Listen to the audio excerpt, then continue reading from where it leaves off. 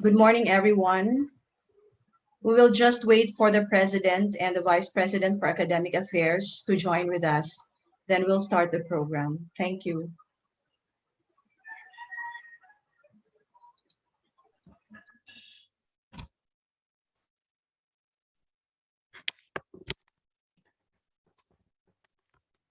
Good morning, Press. Good morning po. Good morning po, ma'am.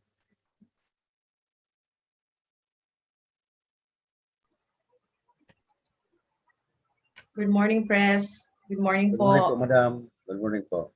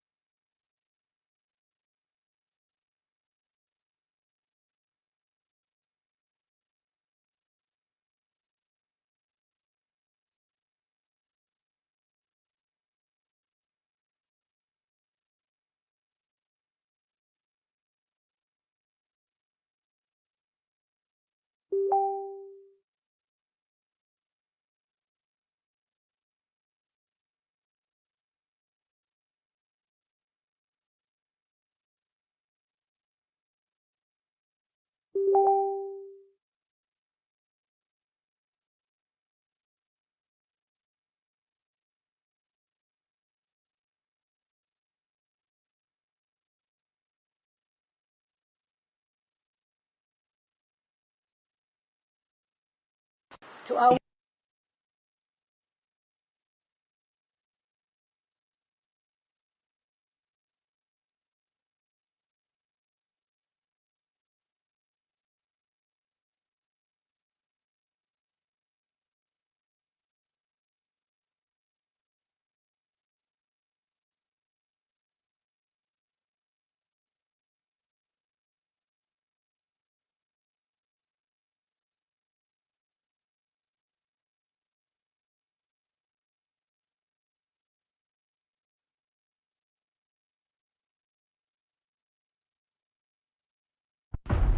For more than a year now, the Philippines has been fighting against the spreading of the COVID-19 pandemic, which has taken its toll not just in our country, but in the entire world.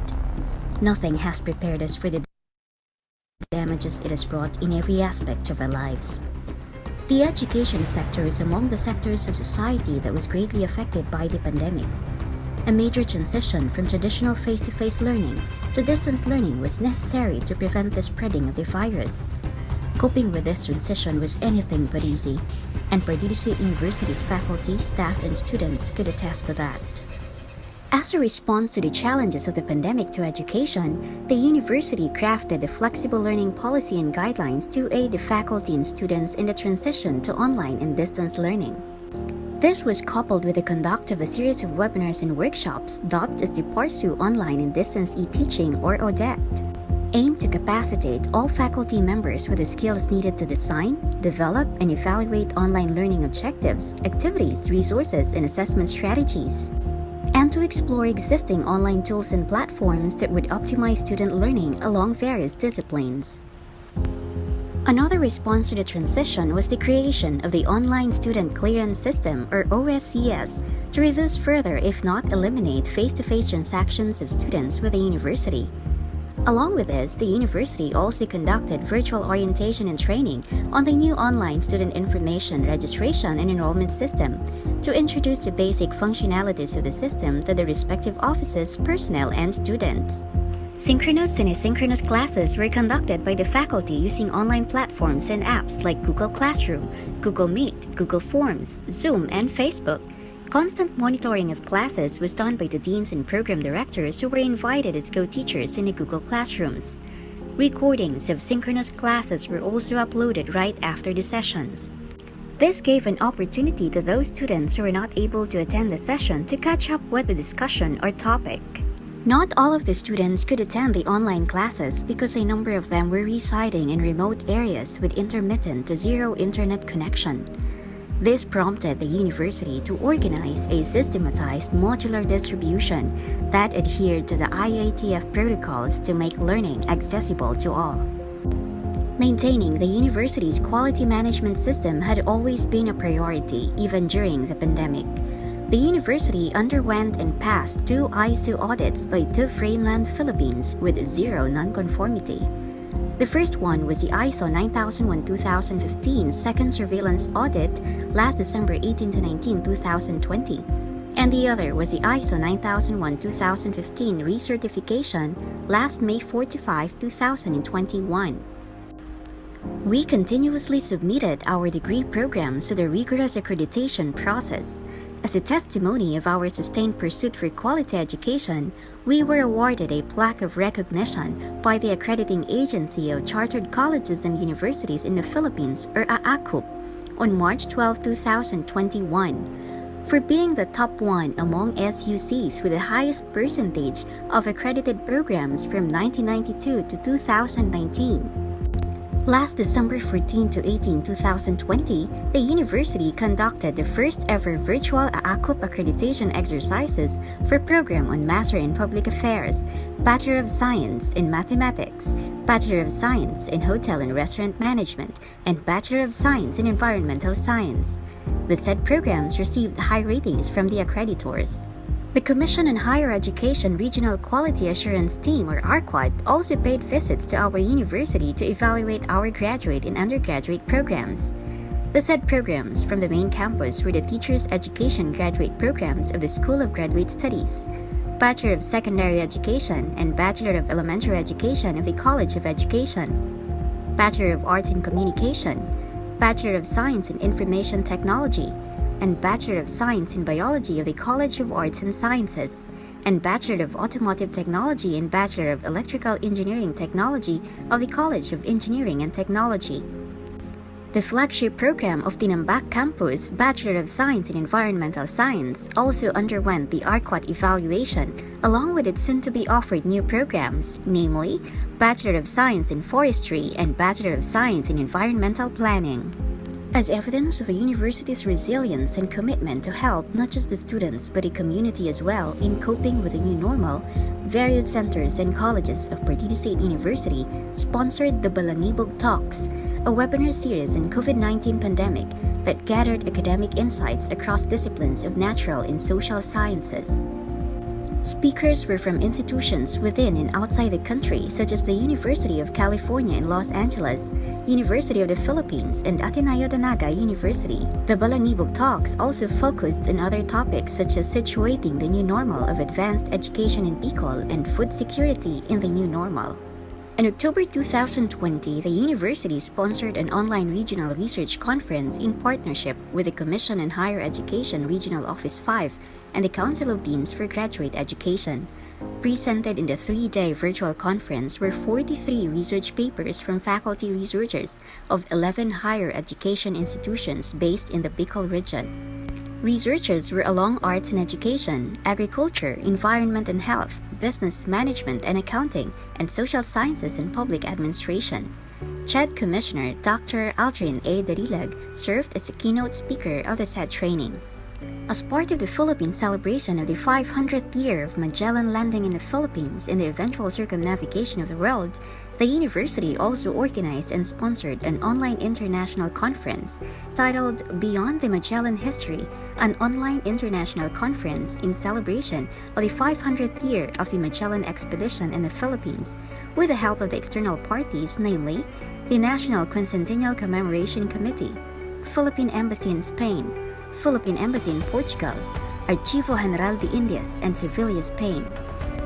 The event brought together a powerhouse of well-renowned history scholars and respectable diplomats, namely Consul General Adrian Elmer Cruz, Ambassador Celia Ana Feria, Dr. Miguel Rodriguez Lorenco, Father Dedert Duarte, Dr. Rolando Bodinaga, Dr. Feliz Noel Rodriguez, Dr. Antonio Sanchez de Mora, and PSU's very own Dr. Danilo Herona.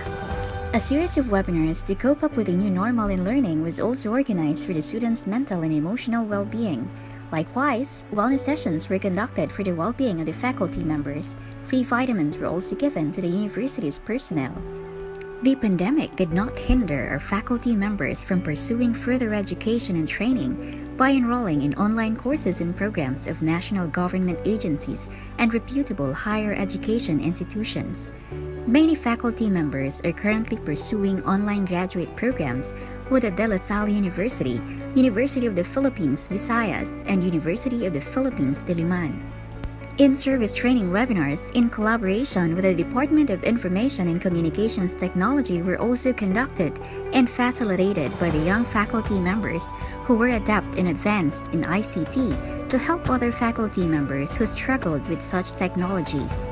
Since mass gatherings were not allowed during the community quarantine, the university decided to postpone the graduation rites and opted for a virtual graduation for the class of 2020. The virtual graduation was streamed online via Facebook and YouTube on January 30, 2021. The transition may be challenging, but it has also opened opportunities to explore alternative ways to teach and learn. The Partido State University, under any circumstance, is committed to provide quality instruction for its students. It is prepared to respond to the call of the times to ensure that students are afforded optimal learning experience. The use of the internet and new technologies was essential and inevitable as we cope not just with the new normal, but also the demands of the Fourth Industrial Revolution and Education 4.0. This is why the university continuously improves its online services by upgrading its ICT equipment and further capacitating the workforce. Partido State University commits to remain a university that will cater to the needs of the community and continuously produce globally competitive graduates despite the challenges brought about by the COVID-19 pandemic.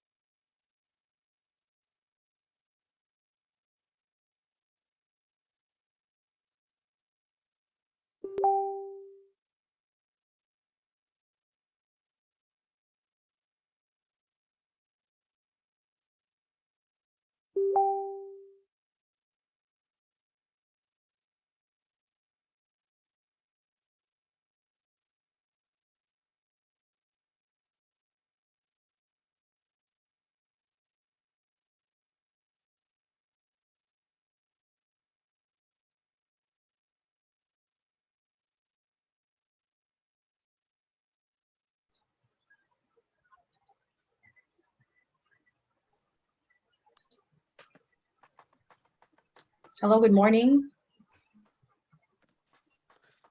Sir Hello, Ken. ma'am. Yes po, Okay. you are Sige po, ma'am. You're audible po.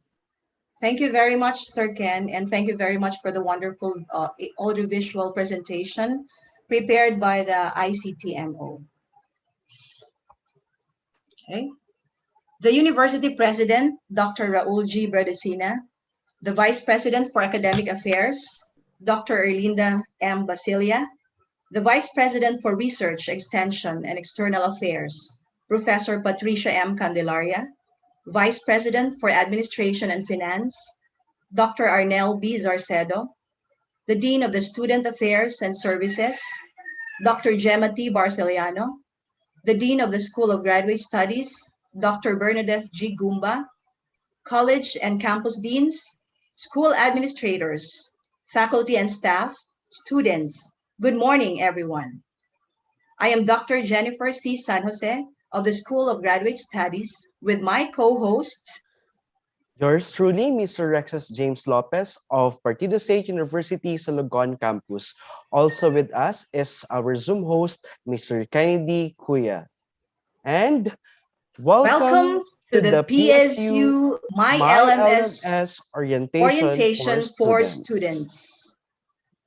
As the world wrestles the unprecedented implications of COVID-19 coronavirus pandemic, we congratulate you, dear students, for your determination in pursuing studies. Our salute also to the PSU administrators, officials, faculty, and staff for efficiently delivering services amidst this challenging situation.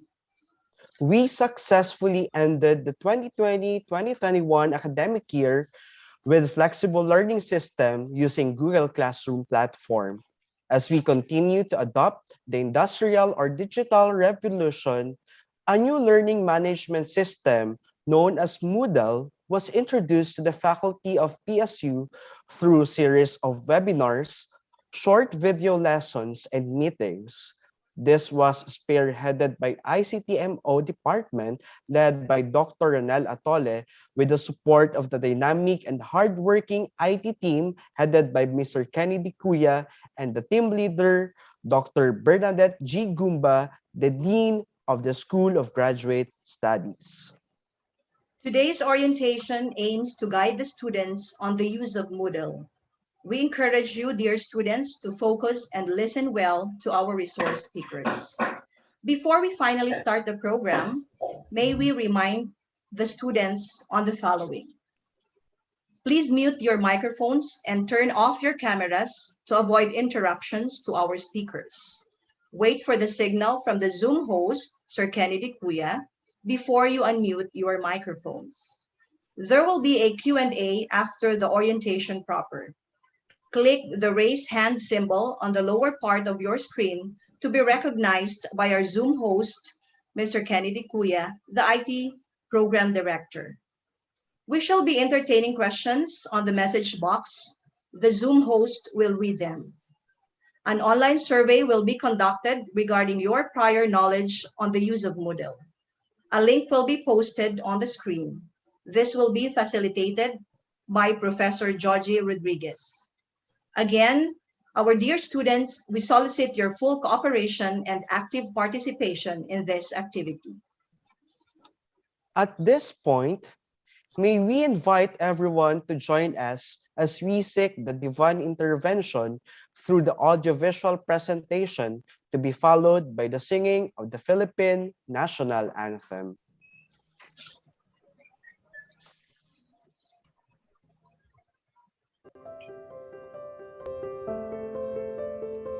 Our Heavenly Father, the fount of all goodness and grace, the cause of wisdom, the source of intelligence, we welcome you, O Lord, to this auspicious gathering of your beloved, who continuously give you thanks for every opportunity to learn something new and become fruitful to the works of your creation. We humbly come to you, not because we are worthy, but because we find ourselves in need of you, who is our strength and our hope, to continue despite the challenges we face in health, prosperity, and our solidarity with one another. We pray that today's gathering, made possible by the grace of advancements in technology and social media, become successful in its endeavors, so we can offer it back to you as our humble offering to honor you, glorify you, and love you through our deeper connection with everyone. May we find bliss in today's session and become more productive children and co-creators of the earth. This we ask and pray through Christ our Lord. Amen.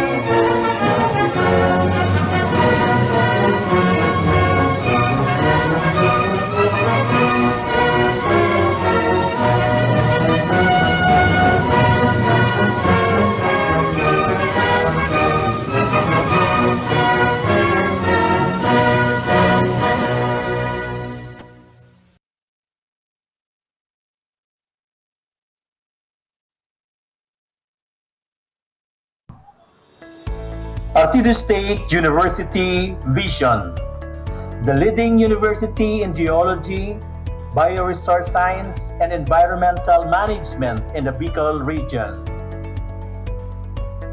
Mission: to provide quality instruction in the arts, philosophy, sciences, technology, and other relevant courses, and create a competitive advantage in research, extension, and production services for the socio-economic upliftment of the Bicolanos. Core values: P. Passion for excellence. S. Service for client satisfaction. U. Unity for stability. ISO quality policy. The Partido State University commits to provide quality instruction, responsive research, and needs-based extension services for global competitiveness and satisfaction of its clients, stakeholders, regulatory bodies, and other service providers through continual improvement of the quality management system.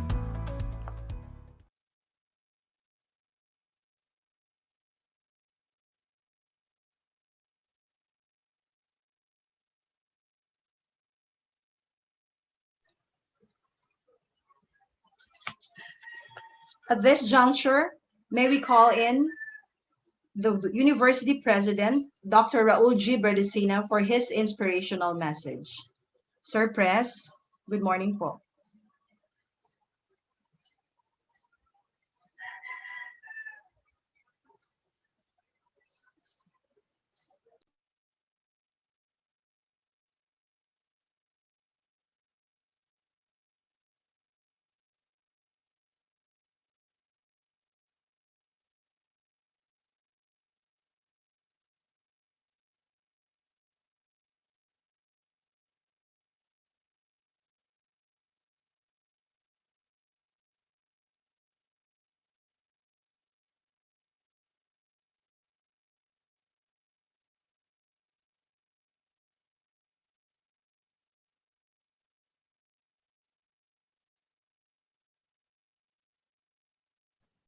Hello po, Press. Good morning po, sir.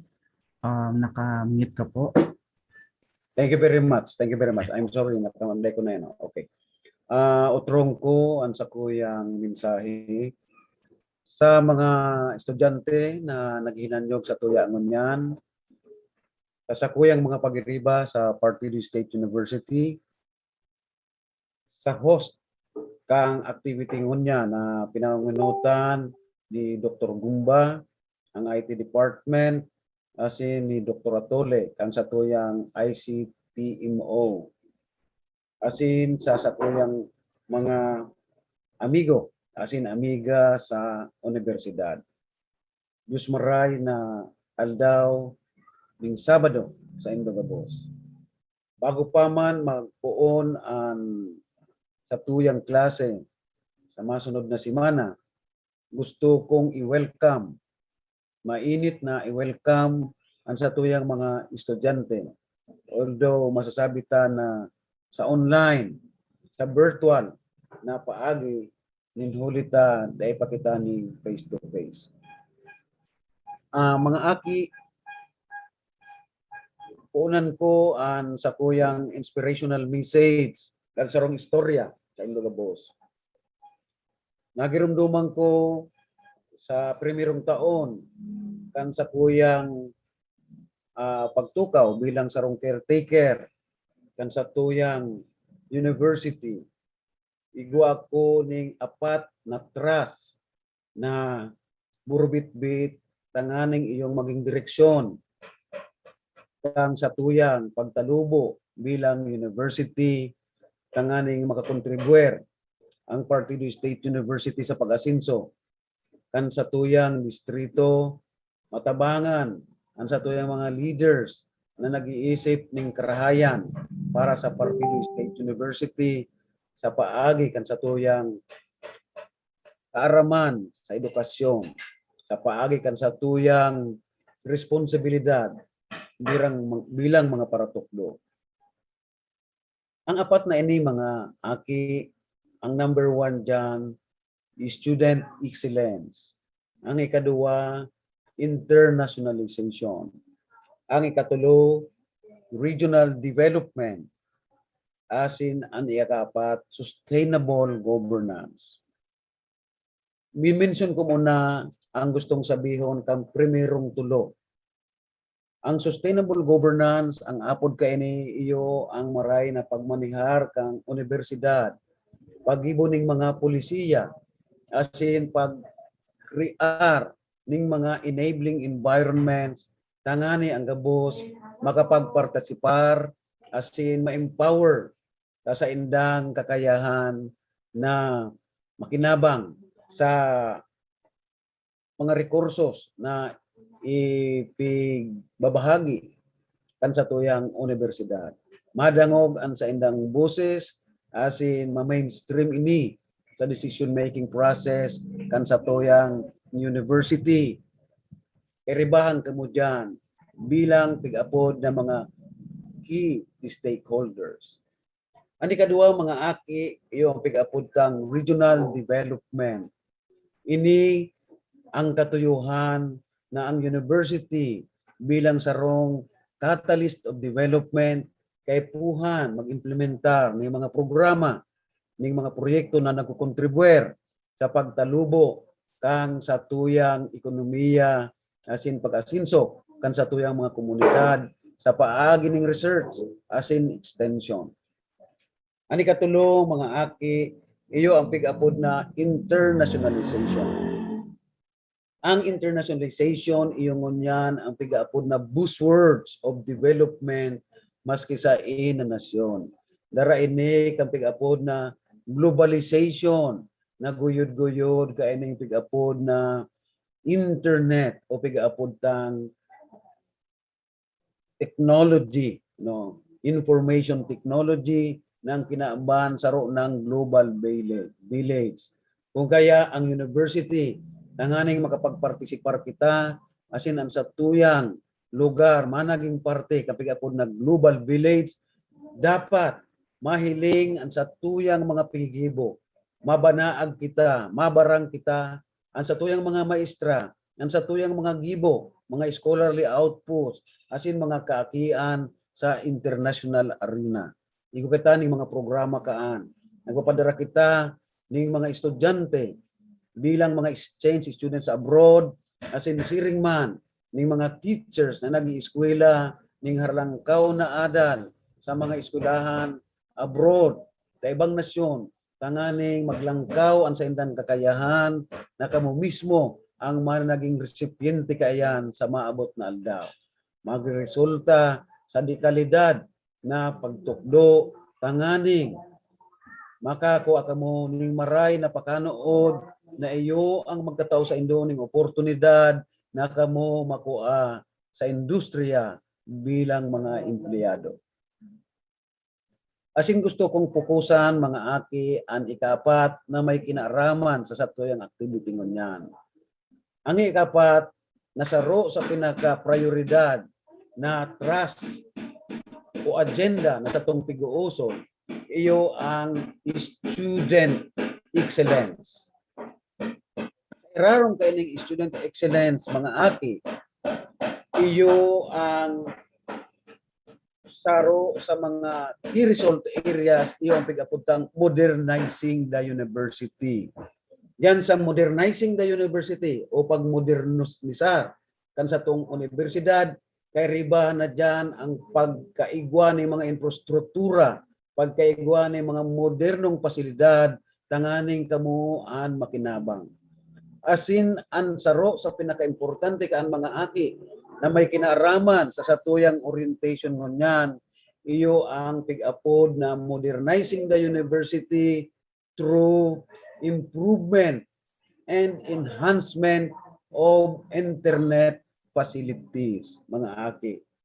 Ada kulang pasalamat ta igupitan ng mga talentado na mga faculty members asin may higos na padagos na kontribuer tanganing magkaigo kita ning epektibo asin mahiwas na nasasakupan na internet bandwidth.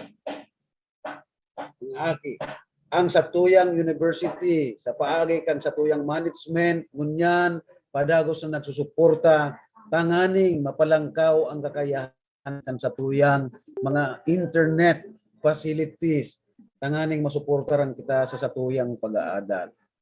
Mayo pa mga aki ang COVID, nagsuporta na kita, nagkasan na kita ning kwarta.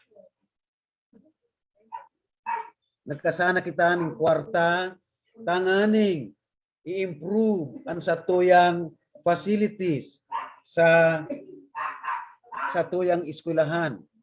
Tanganing ang gabos maka-access ka ini. Bako sa nasagawa, pighinguha ta na maski sa luwas kang guwa sa mga harayo na mga campuses na sabi nga na kan mga gurang dahil pigaabot nindalugdog araw kang karamuan tinambak sa lugon asin sangay iguana ning internet access.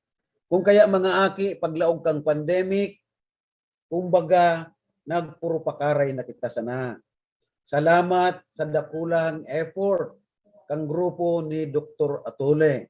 Asin si Dr. Atole mismo nagibo siya ning sarong proposal tanganing makalukar kita ning 9 milyon para sa satuyang online learning system nagbakal kita kaan, inaprobanaan kan sa tuyang mga miyembro kang Board of Regents.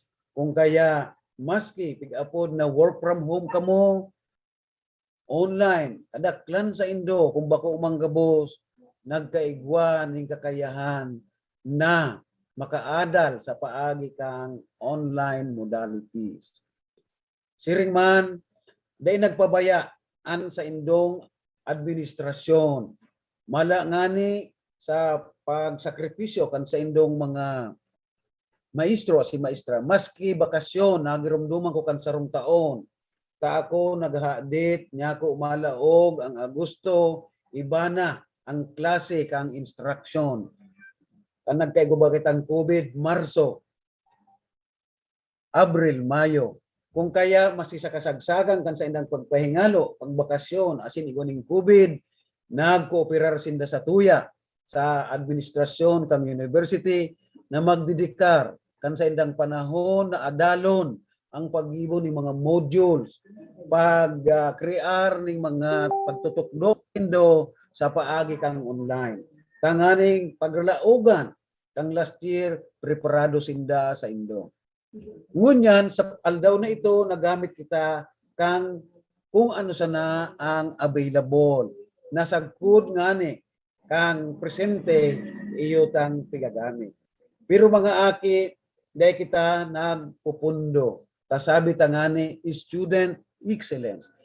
We want you to be the best that you can be. Gabus na resources na yaon sa university. Gabus na pwede ming itataomian sa Indo, tanganing managing maray kamo, magkaigwa kamo, maray na pakanood. Kung kaya, bako sana ito ang training na itinaomi.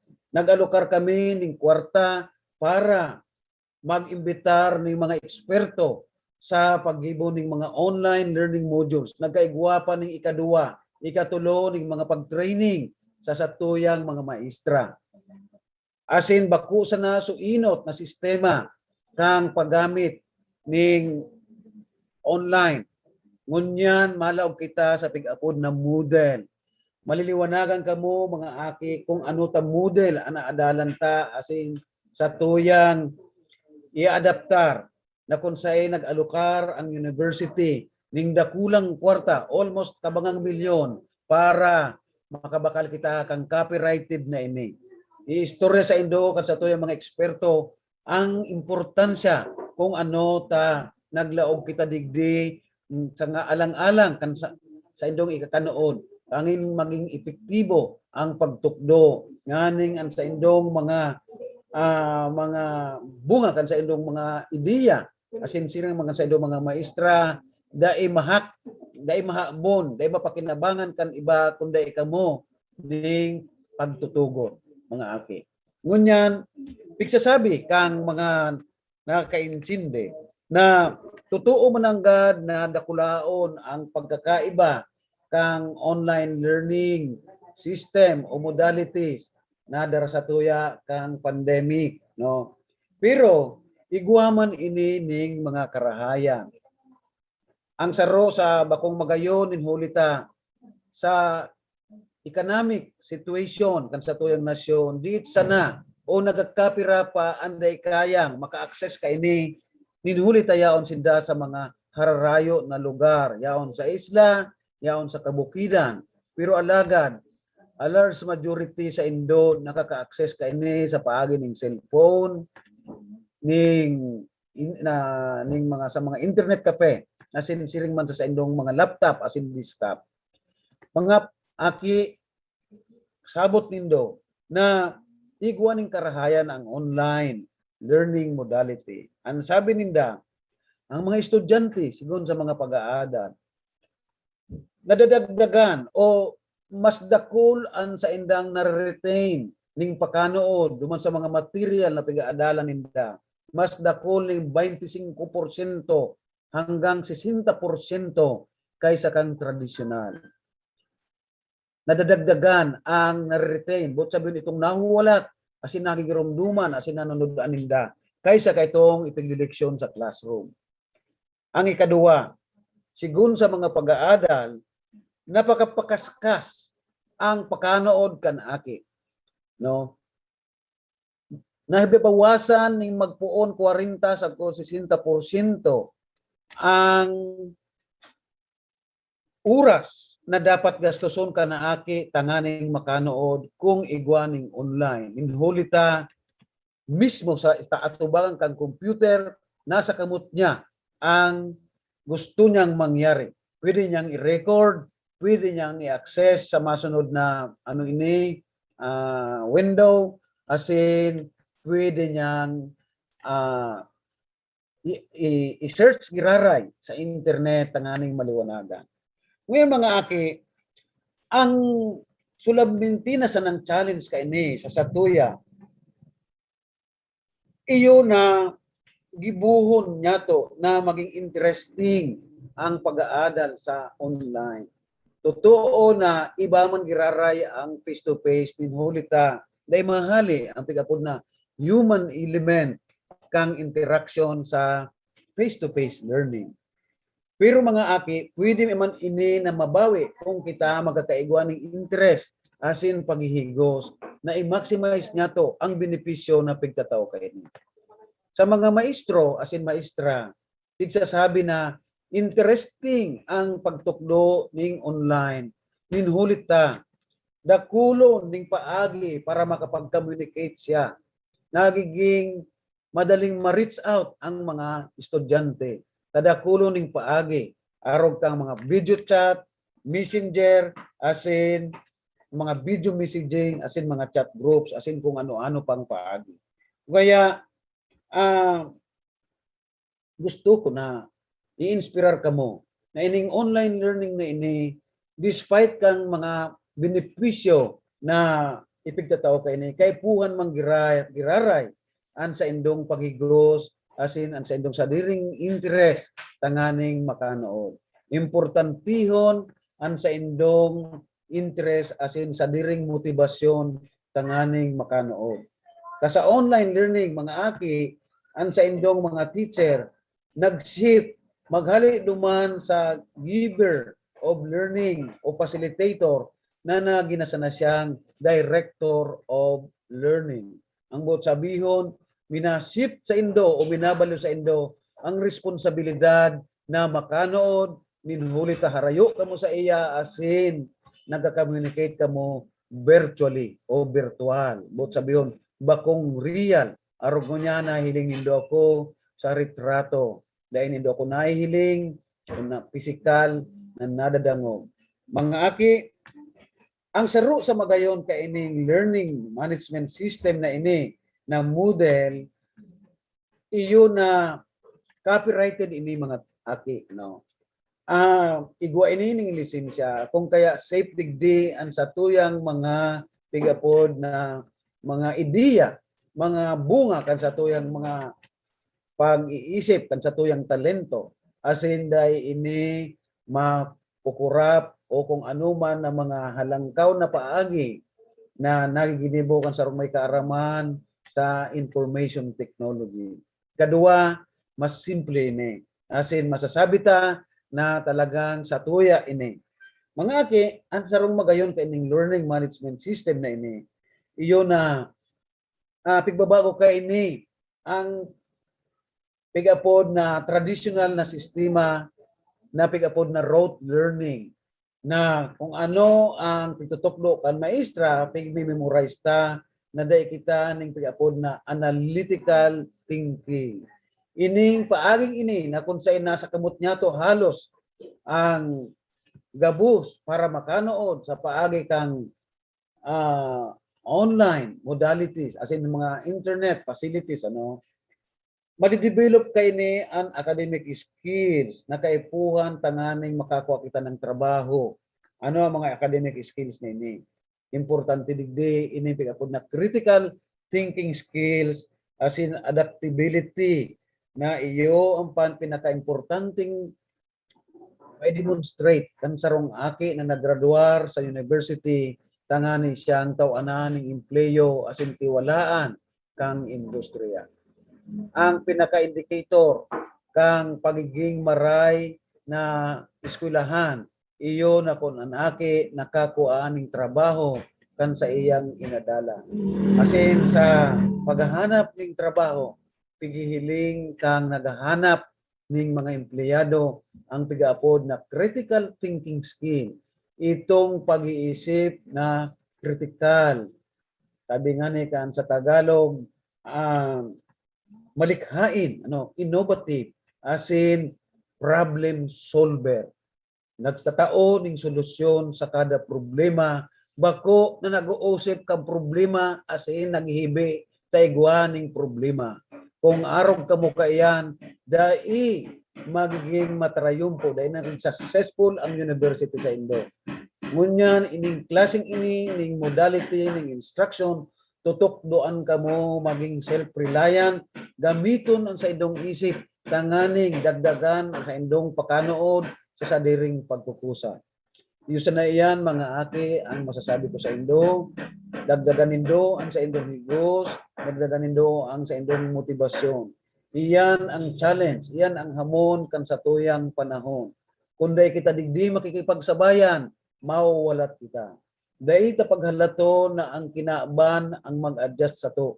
Kita ang mag-adjust sa mga pagbabago kang kinaaban. There is always rigor, no? There will always be academic rigor in universities and academic institutions because excellence is always associated with rigorous training and critical thinking. Iyan ang tandaan nindo mga atin. Sa liwat, Diyos maray na aldaw sa Indogabos. Salamat po sa Indogabos, sa grupo ni Ma'am Nagumba, sa grupo kan sa tong Vice President for Academic Affairs, sa grupo kan sa tuyang IT Department, as in sa grupo kan sa tuyang ICTMO. Diyos maray na aldaw sa Indogabos, as in salamat. Indeed, the biggest challenge for teachers and students is to ensure the quality of online learning into more meaningful and engaging approach. Thank you very much, President Raul, for your positive thoughts and for always inspiring us with your encouraging words. It truly means a lot to all of us. To give us the guidelines on the use of Moodle, let us all welcome the Moodle team leader, Dr. Bernadette Gumba, Dean, School of Graduate Studies. Good morning, Dean Burns. Good morning. Thank you, RJ. Good morning, Press. Dr. Raul G. Berlusina. Good morning po. Good morning to our Vice President for Academic Affairs, Dr. Erlinda Basilia, to the Dean of Student Affairs and Services, Dr. Gemma Brasiliano. Good morning to my colleagues in the Moodle training team. Good morning. And of course, pleasant good morning to all the students of Partido State University present here today. May I just share my very short PowerPoint presentation. So our adoption of the Moodle as a learning management system is anchored on the general guidelines and the implementation of a flexible learning system. So this is mandated by BOR Resolution number 36, series of 2020, entitled Guidelines on the Implementation of Flexible Learning. In the guidelines, it actually gave start to the adoption of online learning management system or LMS for Partido State University, particularly in response to the COVID-19 pandemic, and of course also as a response to the challenges of the fourth industrial revolution. So as our president mentioned earlier, this is not just to adapt to the changes of to adapt to the new normal, but also to prepare you, our beloved students, to what you are going to face after graduation. So many of our disciplines and courses are already online. So if you're an accountant, your bookkeeping, there's already a software for bookkeeping. You have to master that. And if you're an engineer, there are many softwares for civil engineers, sanitary engineers, even for education students, when you become teachers yourselves, you have to adapt to flexible teaching also. And almost all disciplines require um, competency in the area of online system. So in the first semester of 2020-2021, we used the Google Classroom, and it actually extended until second semester of last year. But as our president mentioned, the university has already subscribed to a new learning management system, which is also mandated in the board resolution, which states that until such time that the university's LMS is already in place. This is exclusive to the university. That's why if you noticed, our backdrop is myLMS. myLMS, that's exclusive for Partido State University. And as given in the BOR resolution, we are going to adopt that this year, 2021-2022. Later, we will listen to our IT experts, and you will find out that the Moodle is very much similar with Google Classroom. There's little adjustments that you are going to make. So the BOR resolution also requires that students should be oriented on the LMS. So we're now doing it, the Moodle learning management system, but we also expect our teachers to reiterate this in your classes. I'm sure not all students are able to attend this orientation right now. Some are still going to enroll in the graduate school. Our enrollment starts on Monday. So there are still many students who will not be able to attend this orientation. So the faculty is mandated to reiterate this orientation to their students. So the guidelines also states that the course outline and course packages should be uploaded in the LMS. So for those who were already here in the last school year, our classroom is actually virtual. So it's a virtual classroom. It's our LMS. This time, we're going to use the Moodle course account. In these accounts, you will find your course lessons and course topics. The faculty members will upload that in their respective courses. You'll find study guides, learning activities, monitoring and evaluation mechanisms. And then there's also, make sure also that there's a consultation and feedback mechanism between you, the students, and your teachers. I'm sure that your teachers will be able to set up these things. These are very important, especially that many of you students are still adjusting to flexible learning. And of course, the grading system will also be uploaded in the LMS. Next, so we'll have varied teaching and learning strategies will be used in online context to make flexible learning instruction effective. So we're going to try to maximize all the tools and the platforms. But there's a very important statement in the guidelines, which I hope, which I would like everyone, all students, to take note of. The strategies should be provided by the teacher, okay, giving regard to the capability of students. When the guideline states capability of students, that means the technical access of the students to online or offline learning. So it would really be advisable that the students will be able to participate fully, whether or on online or offline method. Okay? So it should be considered. You have to be honest to your teachers about your context, about your environment, so that adjustments can be made. But we also challenge all students, like our president said earlier, you have to prepare for what you're going to experience after graduation. So make yourself connected. You cannot stay offline. The world is getting connected more closely and more rapidly, and we have to adapt. We have to adjust. So I hope the students will also do their part. There are still strategies used by the university where we have printed modules.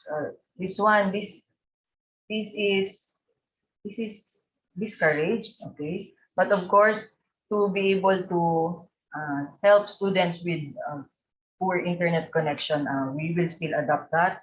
But actually, it's not clear in the guidelines anymore. Our approach is flexible with inclination toward online. So if you're going to ask support from your parents, guardians, or sponsors, tell them that the basic tool used that is important for your learning is cell phone or laptop with internet connection. There, stable internet connection. Of course, electricity supply. The LGUs actually should be responsive to that also, your local governments.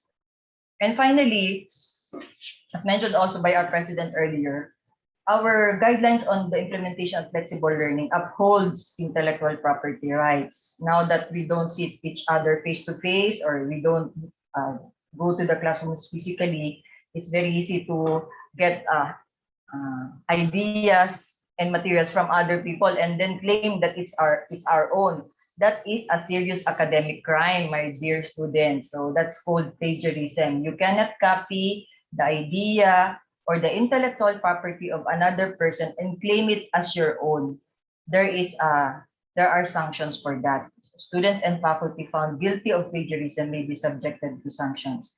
And that is possible. We will be able to check that using Moodle and other tools to be able to check the originality of your work. So Lisa, take note. You might be expelled or suspended from the university if you commit plagiarism. So that's all for the guidelines. Thank you very much, my dear students, for listening.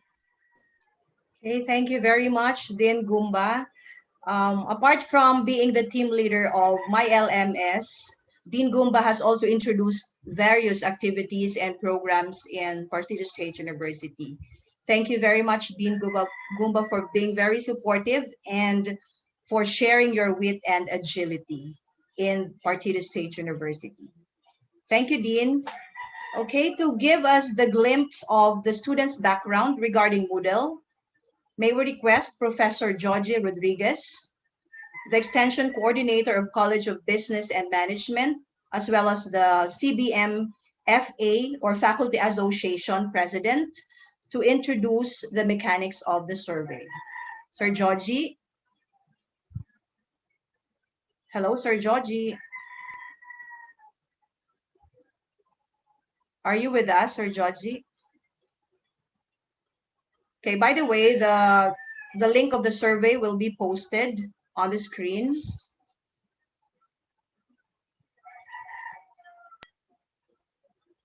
Is Sir Georgie with us already? Sir Ken? Parang wala po yata. Sir Georgie is in the room, the Zoom room. Put down, Sir Ken. Yes, yan po. Okay Yeah, po. po siya. Okay, Sir so let's Georgie. wait for Sir Georgie. Thank you very much, Sir Ken. Yes po. Yes, Sir Georgie. Doc Jen, yan na po si Sir Georgie. Okay, once again, let us all welcome Sir Georgie or Professor Georgie Rodriguez to introduce to us the survey regarding the students' knowledge knowledge on regarding the Moodle. Sir Georgie. Hello, good morning. So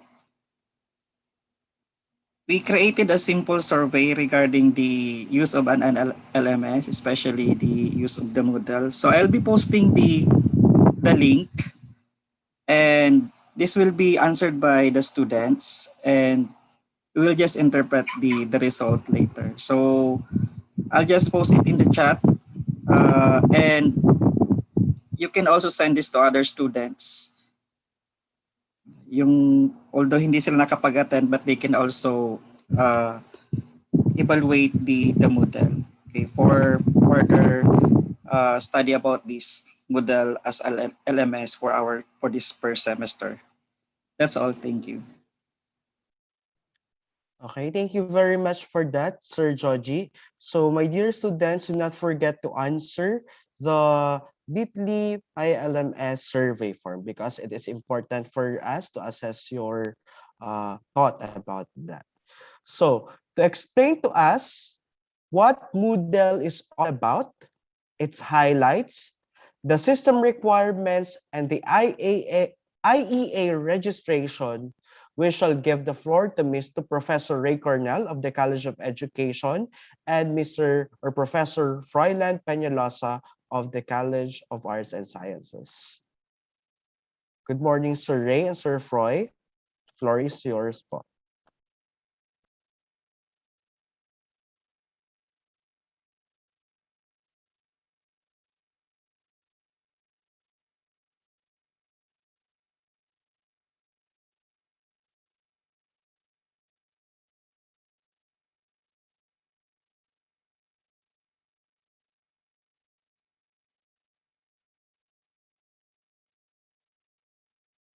Students and even teacher participants natin this morning. I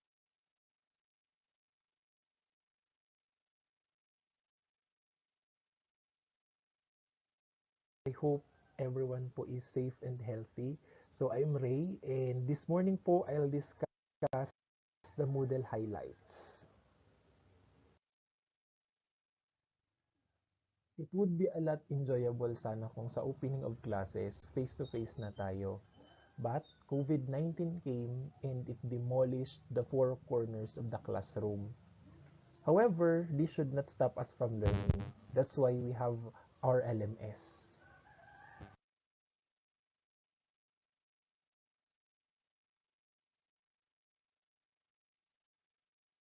LMS stands for Learning Management System and itong mga LMS na to yung mga bida-bida or yung mga trending siya ngayong times of pandemic sa mga schools, sa academe and various educational institutions.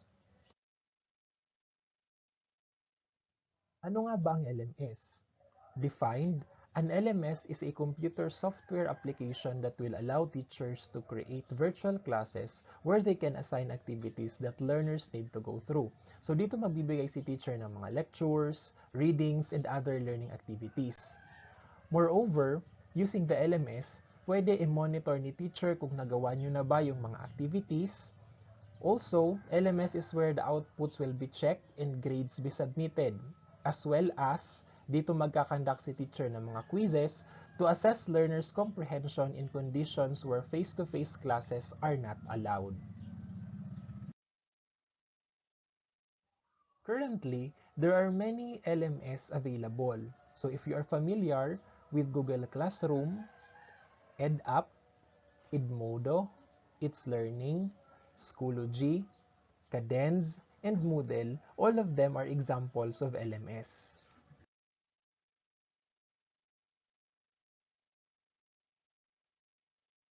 Moodle was first released in 2002. From then on, it started to grow and reach the global landscape.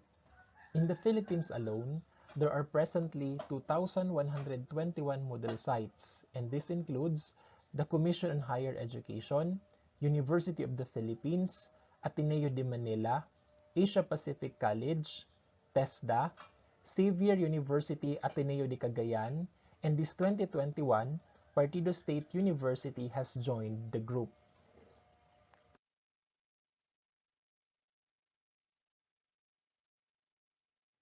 So what makes Moodle a good learning management system? So first, Moodle is built for learning globally.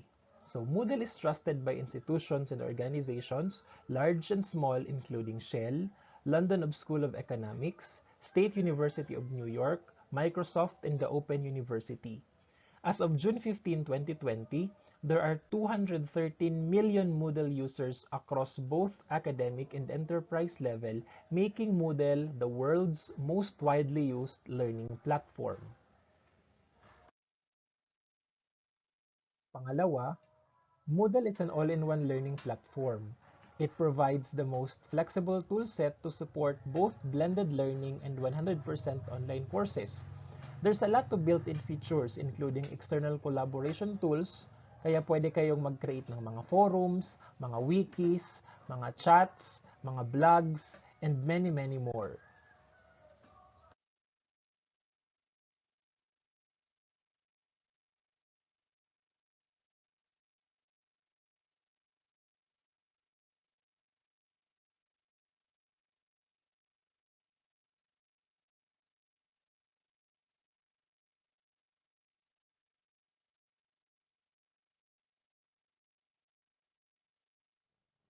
Pang-apat, Moodle is scalable to any size. From a few students to millions of users, kaya yan isupport ng Moodle. Moodle can be scaled to support the needs of both small class and large organizations because of its flexibility and scalability. Kaya si Moodle is ina-adapt for use in education, business, non-profit organizations, government, and many other agencies. Next, Moodle is a learning platform designed to provide educators, administrators, and learners with a single, robust, secure, and integrated system to create personalized learning environments. It is committed to safeguarding data security, user privacy, security controls, and constantly being updated. Kaya, later on, may mga mechanisms na ipipresent sa inyo on how Moodle can protect against unauthorized access, data loss, and even misuse. Pang-anim, Moodle can be used anytime, anywhere, on any device.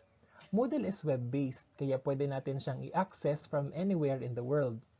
Contents in the Moodle platform is easily accessible and consistent across different web browsers and devices, mapa-smartphone man ang gamit nyo, tablets, or even desktop.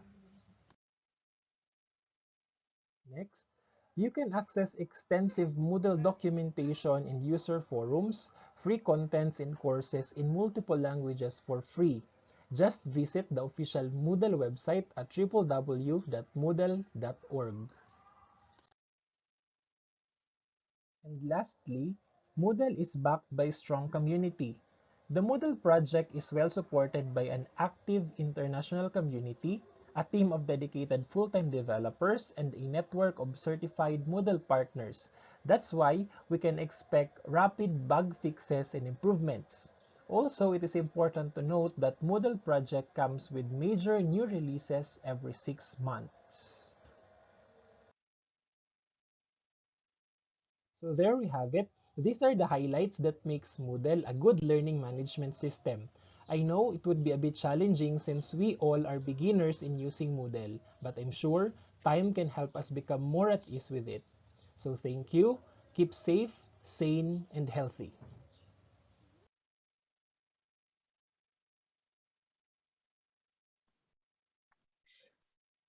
Thank you very much, Sir Ray, for that informative lecture.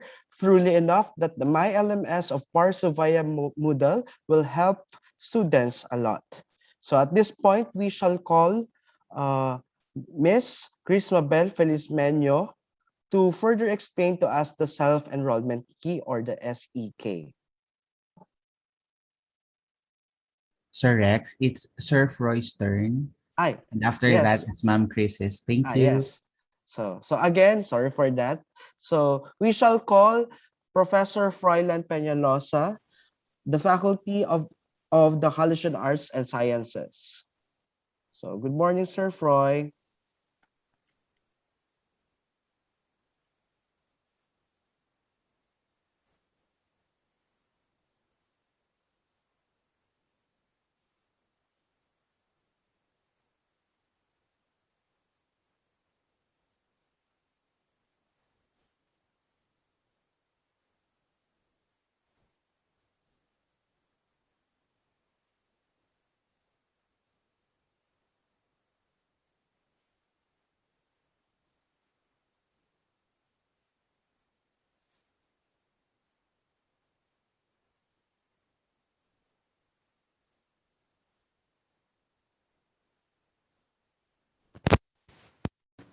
Yun na.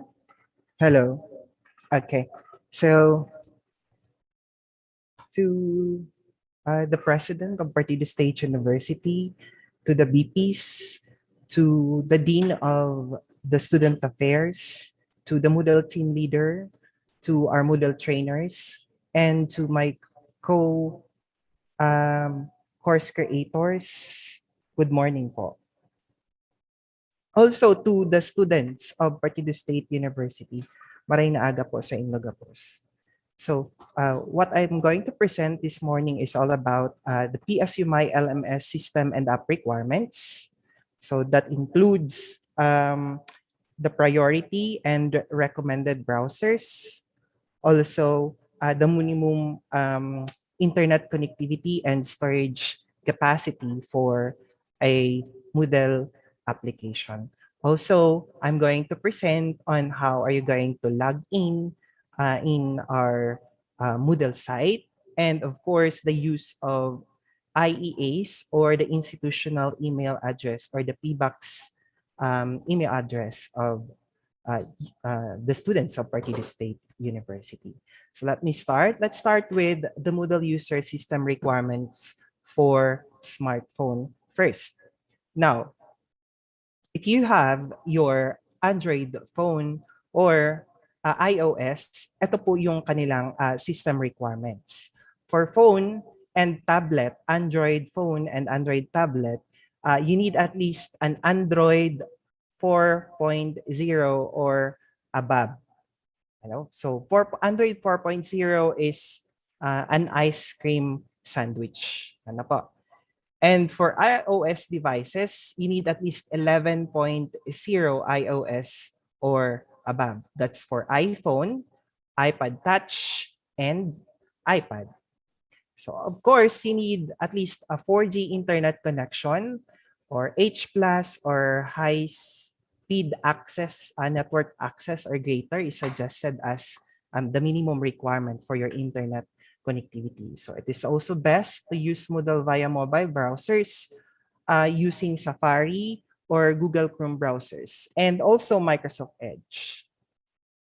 Then here are some of the high priority browsers if you're going to use iOS devices and Android devices. So andyan na po lahat. For iOS devices, most recommended po yung Safari browser. And then for Android, it is recommended to use Chrome browser. Ano? So you can also use Opera browser and UC browser, but you may there are issues concerning to the display of the Moodle in these browsers.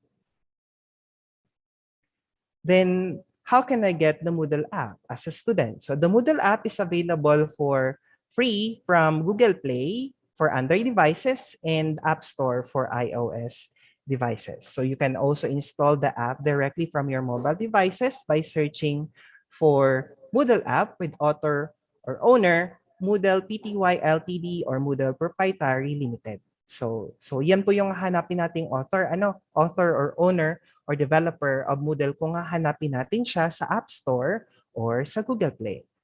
And then for Android, yung requirement capacity is 63.34 MB, and for iOS devices, you need at least 512 MB. So yung pinaka-latest pala ngayon na Moodle version is the version 3.9.4. So that's the latest version of Moodle. And for desktop computer, so it's either Windows or Apple, isa lang naman, pare-parehas lang naman yung kanyang mga system requirements. So for internet connectivity with broadband internet connection, you need at least 2 MB as suggested internet connectivity requirement. For web browsers, you need the most recent Google Chrome version, the recent Mozilla Firefox or minimum version 25, pwede na yon, pwede nang gamitin yon as the browser to be used for accessing our Moodle site. For iOS, the recent Safari or the minimum version of Safari version 6 and the latest Microsoft Edge. Ano? So disclaimer lang, not all browsers may support all functionalities and Moodle. Example, for Google Chrome may not support keyboard shortcuts while submitting requirements. So example yun yung mga shortcuts na ginagamit natin for Microsoft Office applications. Yung iba po doon hindi po applicable for Moodle. If you're going to use Chrome browser, Google Chrome. The next, so that's all about the system requirement. Ano? So if you're using Android, ang tandaan lang, if you're going to use Android, ang kailangan mo lang is 63.34 storage capacity for the application and at least H+ internet access. Ano po? So yun na yung pinaka-minimum. Ano po? Medyo mababa na yon. And for desktop computers, Windows and the Apple computers, ang pinaka-minimum lang is at least 2 MB internet connection. Ano po? Okay. Next will be securing a PBox IEA or PBox institutional email address of Partido State University or that at parso.edu.ph. So ano? So to secure a PBox IEA Google account for PSU, you just need to sign in your Google account for PSU, your PBox institutional email address according to our Google admin. You only have 24 hours out. Latest, according to our Google admin, you have 48 hours to activate your email confirmation upon the receipt of the link. So after 48 hours, mag-expire po yung ating activation link, and then that's a time na you need to send that message or to contact our system administrator or so our Google administrator in the name of Mr. Leo Constantine Bello, or you may contact him at lbello@parso.edu.ph to reset your PBox login credentials and for activation of your PBox IEA. So, meron ng example dyan po sa baba kung paano po yung format. Ano po? So, ito po. So, ito po yung example natin.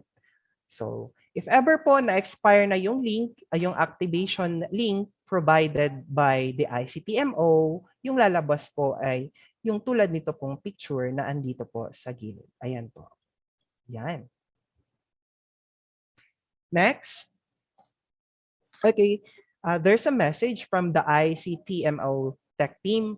So ito po, let's be responsible of our credentials, especially po itong IEA na gagamitin natin for our academic-related and non-academic related transactions inside the university. So i-treat natin na sobrang special and gold or diamond ang ating mga PBox IEA credentials. Ano po? Kasi po, ito, from the message po or post po ng ICTMO sa Parso info page, so in 24 hours, less than 200 emails, napakahirap po So madami din pong trabaho yung mga nasa ICTMO tech team natin.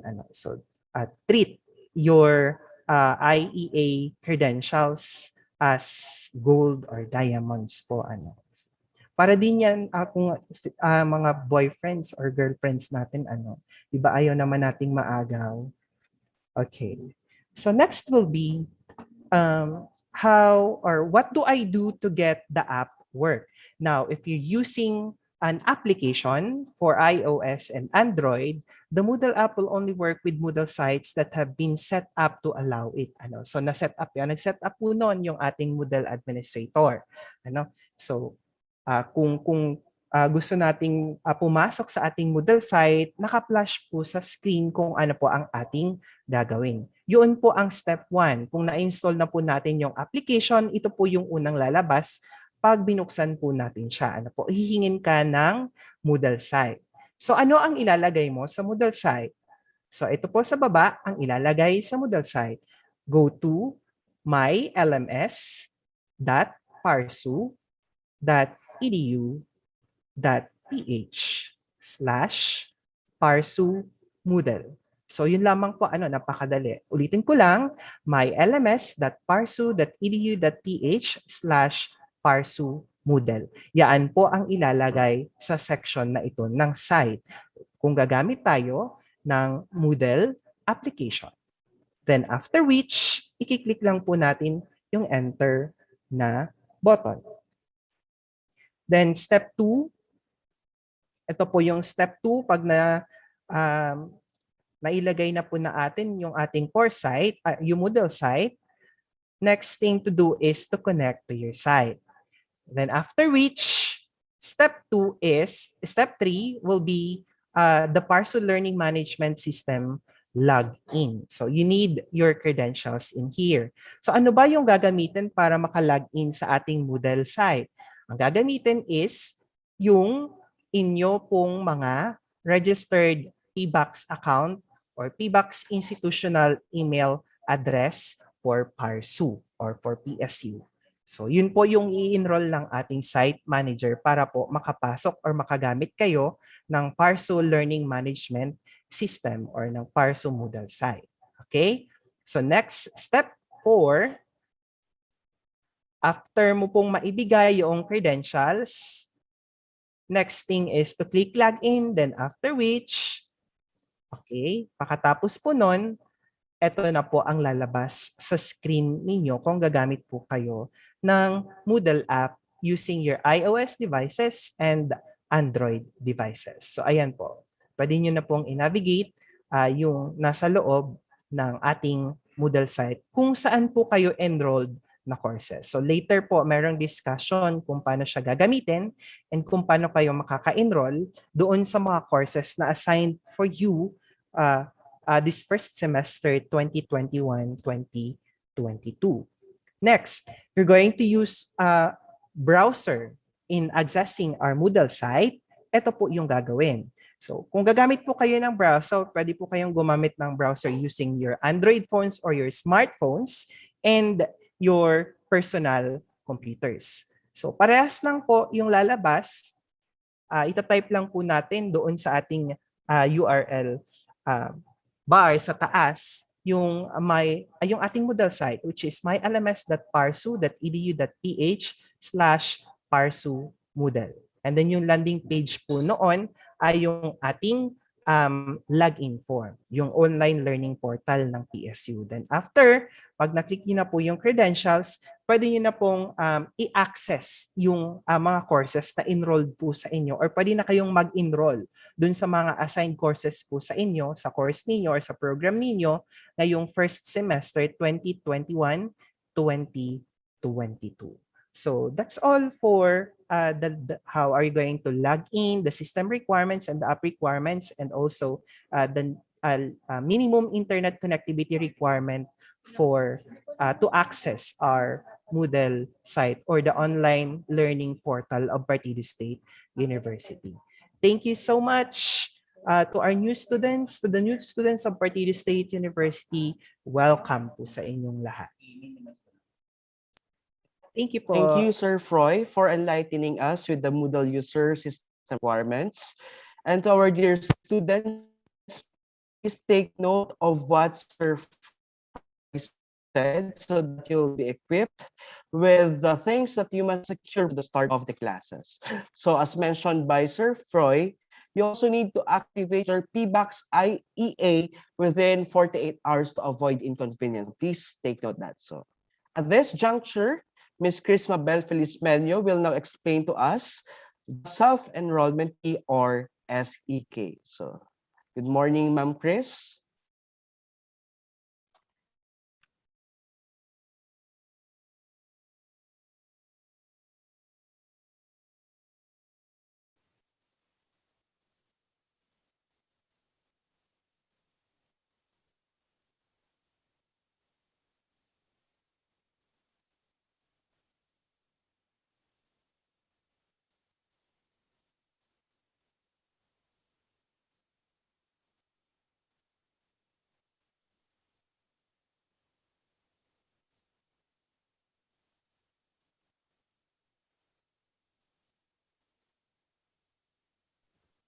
Hello, good morning, everyone. To all of our students, please use the link https /bit.ly/myLMS survey that is now available po sa ating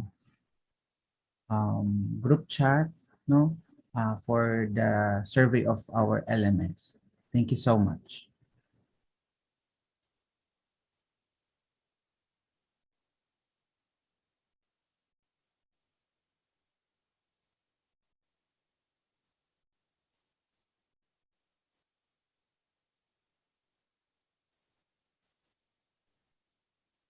Thank you for that, Sir Ken. So please, my dear students, do not forget to access the self-enrollment key. So again, we now proceed to Ma'am Crisma Bel Feliz Manyo to explain to us the self-enrollment key.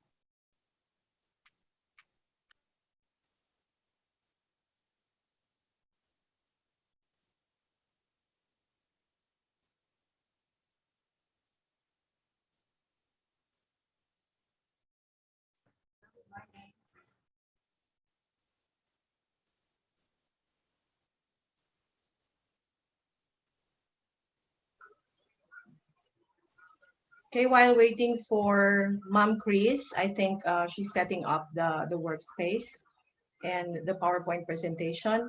We would like to thank, of course, the ICTMO for extending the support from day one of this of this activity since the very start of this program or myLMS, PSU myLMS. And of course, to the team leader, Dr. Bernadette Gumba, our president, Dr. Raul Redesina, for being very supportive in all our activities and programs in the university. Thank you very much, sir.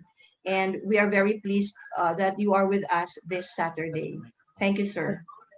I think Ma'am Chris is now ready. Ma'am Chris? Hello. Yes, ma'am. Kaya na po. Your turn po. Thank you, Ma'am Chris. Hello, can you still hear me po?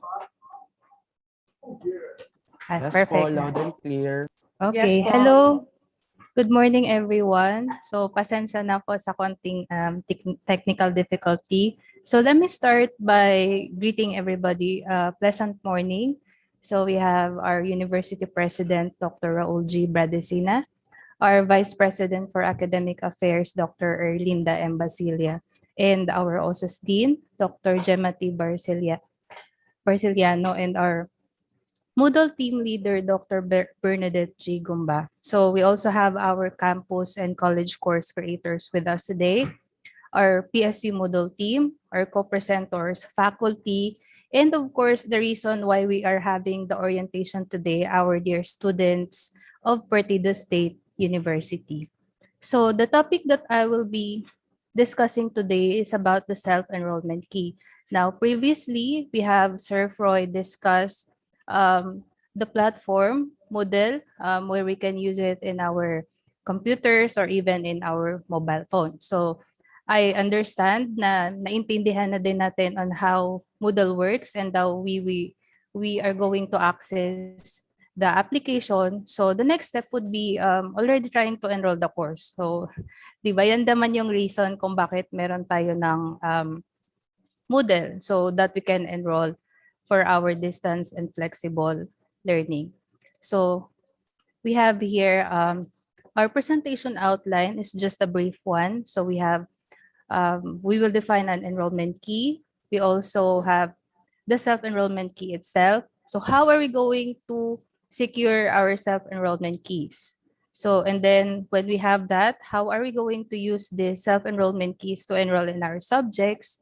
And then when to use and not to use this SCK. And lastly, the validity period for this self-enrollment keys. So we have our website. So we have the myLMS.parsu.edu.ph, and then we are just going to add the Parsu model. So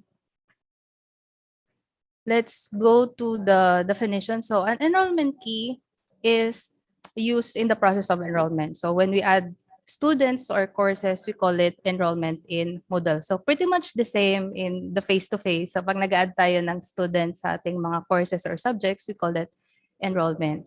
So in Moodle, we have a feature called the course enrollment or self-enrollment, where it is a method used to restrict self-enrollment to a smaller group. So now we don't want the whole university enrolled in our subject. So parang it counts like a password. So for you to be able to enter a course. So the idea is that one or more people will supply the course key to authorized people. So the course key will be like the password for you to enter the specific course or subjects you have enrolled in for this semester. So sometimes this distribution is private email, snail mail, on the phone, or even verbally in face-to-face meeting. So the same parang dito sa ating Zoom. So before you join the Zoom, kailangan meron ka ng link so that you'll be able to access and join the meeting. So now, in Moodle, we have here the view. So ito pong screenshot is the perspective of a teacher. So I used my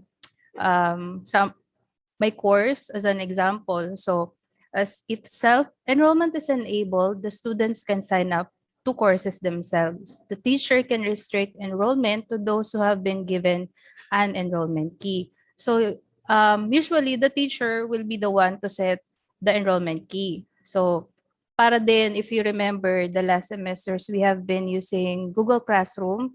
So we have parang merong Google Classroom code that we share. Only that in Google Classroom, auto-generated na yung code. So sometimes the codes doesn't make sense or walang masyadong meaning. The good thing with Moodle is that the teachers can customize the self-enrollment key or parang yung code for the classroom. So ayan. And then, yun na nga, we can restrict enrollment to those who have been given an enrollment key. So an enrollment key enables access to the course to be restricted to only those who know the key. So hindi ito pwedeng i-share basta-basta like my friend ka na daiman taga PSU. So that is not advised. So also, ang mangyayari din, if the field is left blank, any user may enroll in the course. When we say any user, any registered Moodle users. So ito, para din siyang, it works like a password. So when we type our enrollment key from a teacher's perspective, para kang naglalagin. So, but you can, na-check naman namin, so you can just click on the I button so that maging visible yung code na nilagay mo. So if an enrollment key is specified, any user attempting to enroll the course will be required to supply the key. So note that a user only needs to supply the enrollment key once when they enroll in the course. So hindi naman po kailangan every time naglalagin ka sa Moodle natin na mag-enter ka ng enrollment key. So one time lang po siya mangyayari when you enroll this semester. So one time per subject po ha. Let's just be clear. So your subject teachers will provide you several self-enrollment keys. So for example, you are enrolled in 6 subjects. So dapat meron kang 6 na self-enrollment key. So moving forward, how are you going to secure a self-enrollment key? So yung napag-usapan po is it will be the program directors who will be distributing the self-enrollment keys. So the channels are listed below but not limited to physical requests. So meron, for example, pwedeng pumunta ka sa office and then you ask for the self-enrollment key. So pag mag-face-to-face lang po, let's just be reminded yung compliance to minimum health protocol. So we are still in the pandemic. So if that's the case, hindi ka pwedeng pumunta or sabi ni Kim Chu, bawal pang lumabas.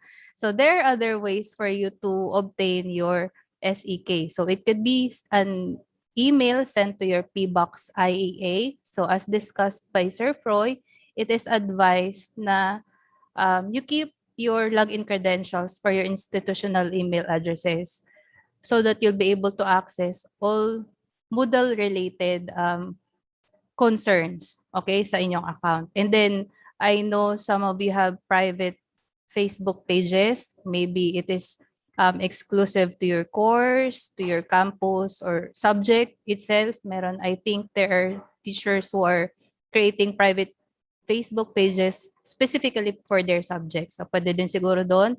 FB Messenger, because I think everybody is online. Okay, so pwede naman dyan yung mga group chat. And then maybe medyo advanced yung iba, meron pang Viber.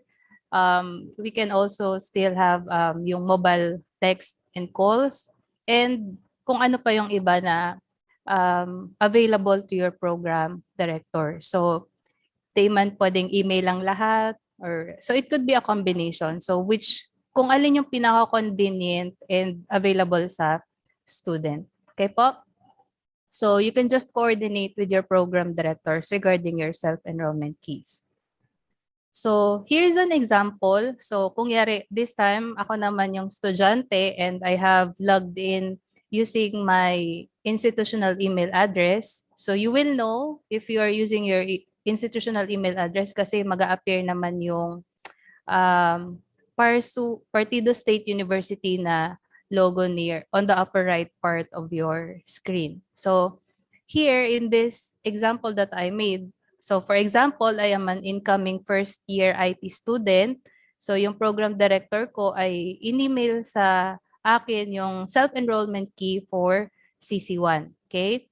So ito, hello student, this is your SEK for CC1 Introduction to Computing. So ito yung sinet ng aking teacher na maging self-enrollment key for that subject. So the next thing that I will do is to go to the Moodle platform.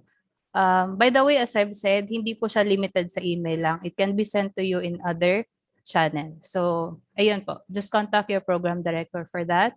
So the next step is I will have to go to the Moodle website, and then on the left side of your screen, so you have your dashboard, we have to go to the site home and then click on the search courses.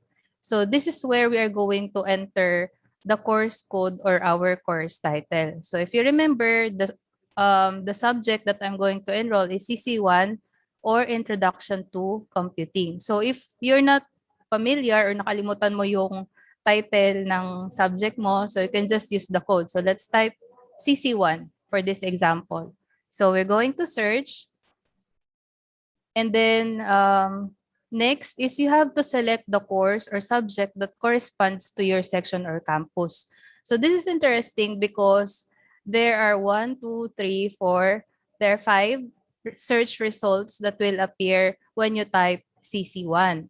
So ito kasi we have 21-1 CC1 IT1, and then merong BSIT 1A, BSCS 1A, merong 1A lang, and merong CC1 lang. So paano ko malalaman if I have if I'm going to enter the correct course? So ito kasi, itong nakikita nating BSIT 1A and CS1A, I think this is for Goa campus. If you know, we are offering IT in other campus, so baka magkamali kayo. So baka magsabi kayo na mali yung code na binigay ng program director ko. So for this case, so buti na lang merong nakasulat na BSIT 1A. So how do I really make sure na ito yung tama? So you can click that one, tapos dito sa enrollment options, you will see a picture of your instructor. So if you know na, okay, si sir, siya yung teacher ko, then I am in the correct course. So pwede mo naman yung i-click once in a while and check kung sino yung instructor doon. So I think in your matriculation, nakasulat naman kung sino yung instructor mo for that particular subject. Okay? So if you have found the correct, nahanap mo na yung the one, yung correct na subject. So this is the part where you are going to enter the self-enrollment key. So again, it really looks like a password. So make sure na pwede rin directly i-copy-paste mo na lang para walang mali doon sa pag-type mo. And then after entering the self-enrollment key, you're going to click Enroll Me. So once the SEK is accepted because it's correct, so you'll be granted access to the course contents. Ito yung prompt na makikita mo on your screen as a student. So you are enrolled in the course. And apart from that, if you really want to make sure So an email confirmation will be sent to your IEA upon successfully enrolling. So it's best na talagang you take care of your login credentials so that you can check your emails. Moodle will be sending you email notifications regarding any activity or updates posted in your Moodle classroom. So I suggest na wag po tayong mag-rely na we'll just check messenger na baka mag-chat si ma'am doon. So hindi na we don't really have that much time na magpara-chat sa Indo na, guys, may pinost ako, guys, there's a forum or I have uploaded a new material. So it's best that you check your email once in a while. Okay po? Or regularly better so that you will see all those notifications. So the cases sometimes is merong incorrect or invalid SEK. So baka magpanic kayo kasi nga hindi ako maka-enroll kasi mali. So again, yung number one na pwede nating i-check, am I enrolling in the correct subject? Kasi there are subjects that are offered in different campuses and same subject then with different courses. So you check your campus, your section, and the instructor handling that subject. And then, so kung yari tama naman, so wag ka munang mag-contact kay program director to verify. So make sure that you type the correct and complete SEK. Baka may na-miss ka. Or it could be tama naman, pero yung uppercase and lowercase ay mali. So we have to remember that the SEK is case sensitive. So if you've already tried, na-confirm mo na tama naman yung section mo or your campus, then the instructor, correct naman yung case mo, and then it still didn't work. So that's the time that you can contact your program director to have that SEK verified. Okay po? So wag mo nang magpanic. So think of the possible mistakes na nangyari bago tayo mag-flood ng messages sa ating mga program directors. Okay po?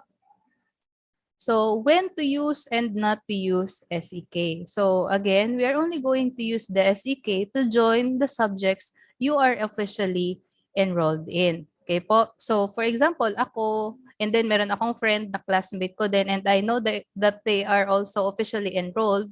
So pwede namang i-share ko sa kanya. Okay? So for example, si friend mo, di siya maka-access nung email address, yung nung email kasi doon, for example, doon sinend. So parang friend, pa-share naman. So you can share it. So as long as that person is also officially enrolled in that subject. Okay? So and kailan naman? So when not to use the SEK? So definitely do not share the SEK to unauthorized users. So when we say unauthorized users, so it could be non-parso Moodle users. So ibig sabihin hindi naman sila nag-register using their institutional email address. Number two, they are not enrolled in PSU or not really enrolled in that subject, not officially enrolled. So hindi naman pwedeng may subject ko pala yan next year. Ano kaya kung mag-try na akong mag-access today, this semester, para alam ko na kung ano yung magiging lessons next year. So, hindi po pwede yung ganun. Or section A ako, pero makikipasok ako sa section B. So that hilingon ko man nga kung ano man ang kaganapan sa balyong section for the same subject. So, the faculty will be validating the students who are enrolling in their subject. So, you are already given the SEK, pero there will still be validation na magaganap. So, we will be checking our CS list kung may mag-a-add ng subjects or may mag-drop. Okay po? So, just because you have the SEK doesn't mean you can share it to anybody. So in this case, sharing is not always caring. Okay po? So, ayun. So the last part.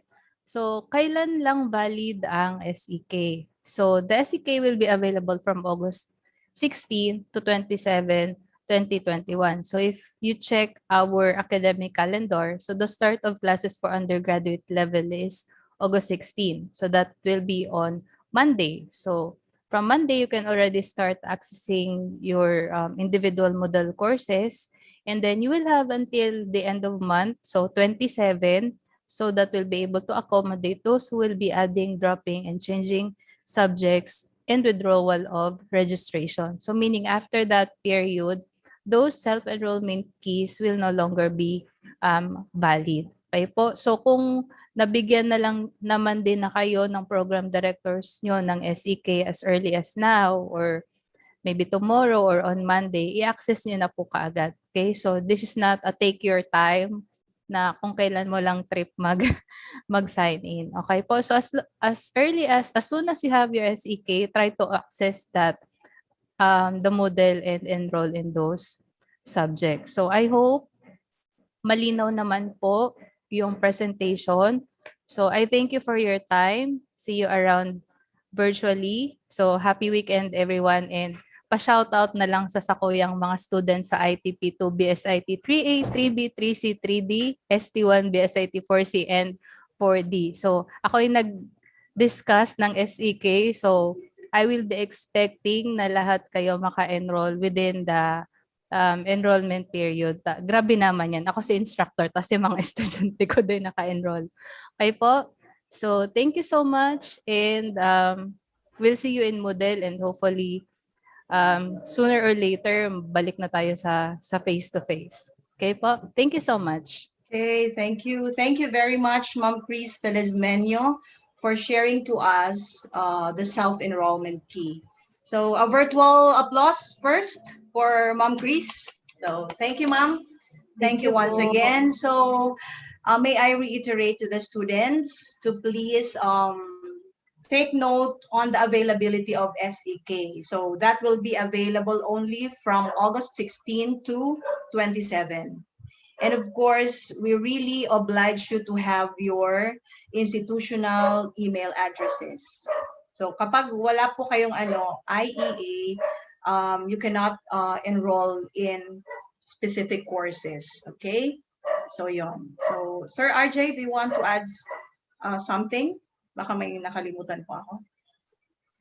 Nothing else, Reminders to ma'am. our students. Nothing else, ma'am. So just take note of what Ma'am Chris said, and then the activation of the SEK.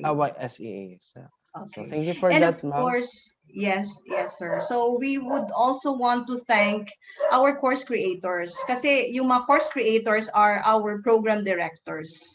So sila po yung nag-create ng mga SEK in each courses. Okay, so thank you very much to our program directors. Okay, so at this point, Mr. Nicolas Pura, the program director of BS in Computer Science, will now talk about the hands-on training orientation of PSU myLMS using desktop computers. So his topic includes logging in, familiarizing the Moodle environment, submission of outputs, and asynchronous and synchronous classes. Once again, let us all welcome Sir Nick Pura. Hi, Sir Nick. Good morning po. Sir Nick. Yes, ma'am. Good morning Thank po. you.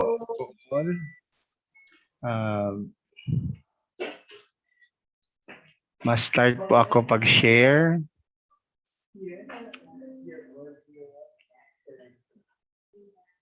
So, nahiling ta po ang screen.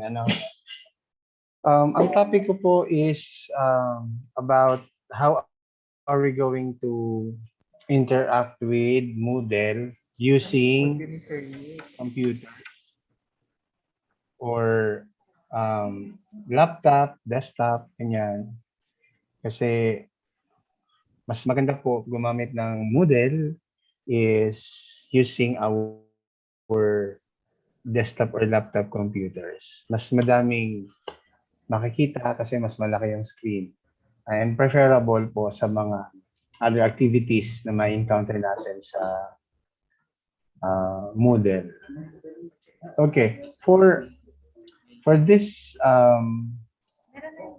walkthrough, we will start with the browser. So the one that you see on your screen is my browser, which is Mozilla Firefox. So from here, from the address bar right here, so after you open your web browser, you just go to the URL or the address bar, and then you have to type the URL, which is mylms.parsu.edu.ph. Then after that, you hit the enter key. It will directed you to this interface. So some of you, I think na-try na nila ito kasi we've been posting this um, instruction before sa mga sites, and some probably ask other students already tried this platform. Okay, right here, all we need is a user account or a username that will be provided to all the students. Okay, so all you need is your username, which is um, as per agreement with the team.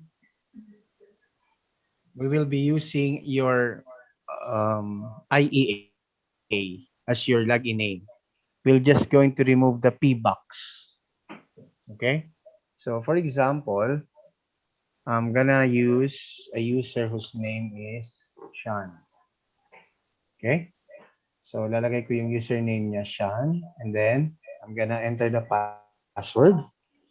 Alam niyo na ang password nito, .. Okay, after that, click login.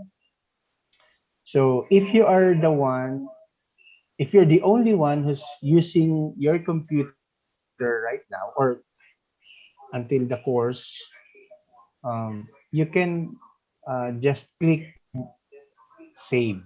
But if somebody else is going to use your computer, you must click don't save.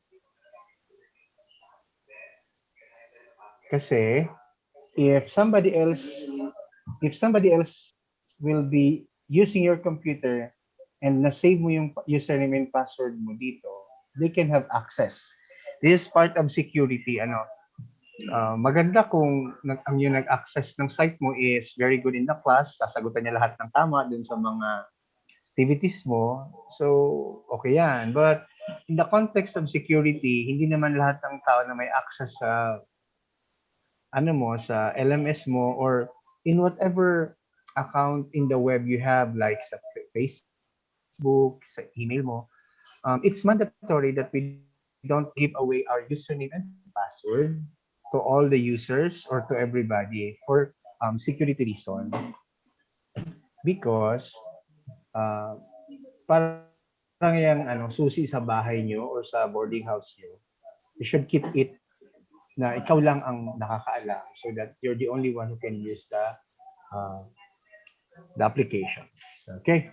So after you log in and correct yung binigay mong username and password, this will be your landing page, which is also the dashboard for Moodle. Okay, as part of my demo, there are things or items here on the screen that we need to be particular. Kasi, kumbaga sa Facebook account natin, ito yung pinaka-opening screen. So we have to take care of this. We have to organize things from here. Sabi ko kanina, if you are a first-time Moodle user, this will be your interface. So makikita nyo, on the left side of the screen, you have 4 items: dashboard, site home, calendar, private files. At the right side portion, you can see here 3 layers of or groups of messages or items, like this one, the second one from the top, recently accessed courses. So in the coming semesters, if we will be using Moodle until several years or 2-3 semesters later pa, lalabas dito if you access more than at least one, lalabas siya dito, yung mga courses na na-enroll nyo. And then dito sa baba naman is mapapakita siya ng iba-iba pang mga items. Like you see here sa course overview, may nakalagay, you have to filter, kunyari, except remove from view. So you can click this and you can select dito in progress, future, past, or start. Okay, wag mong i-remove yung view.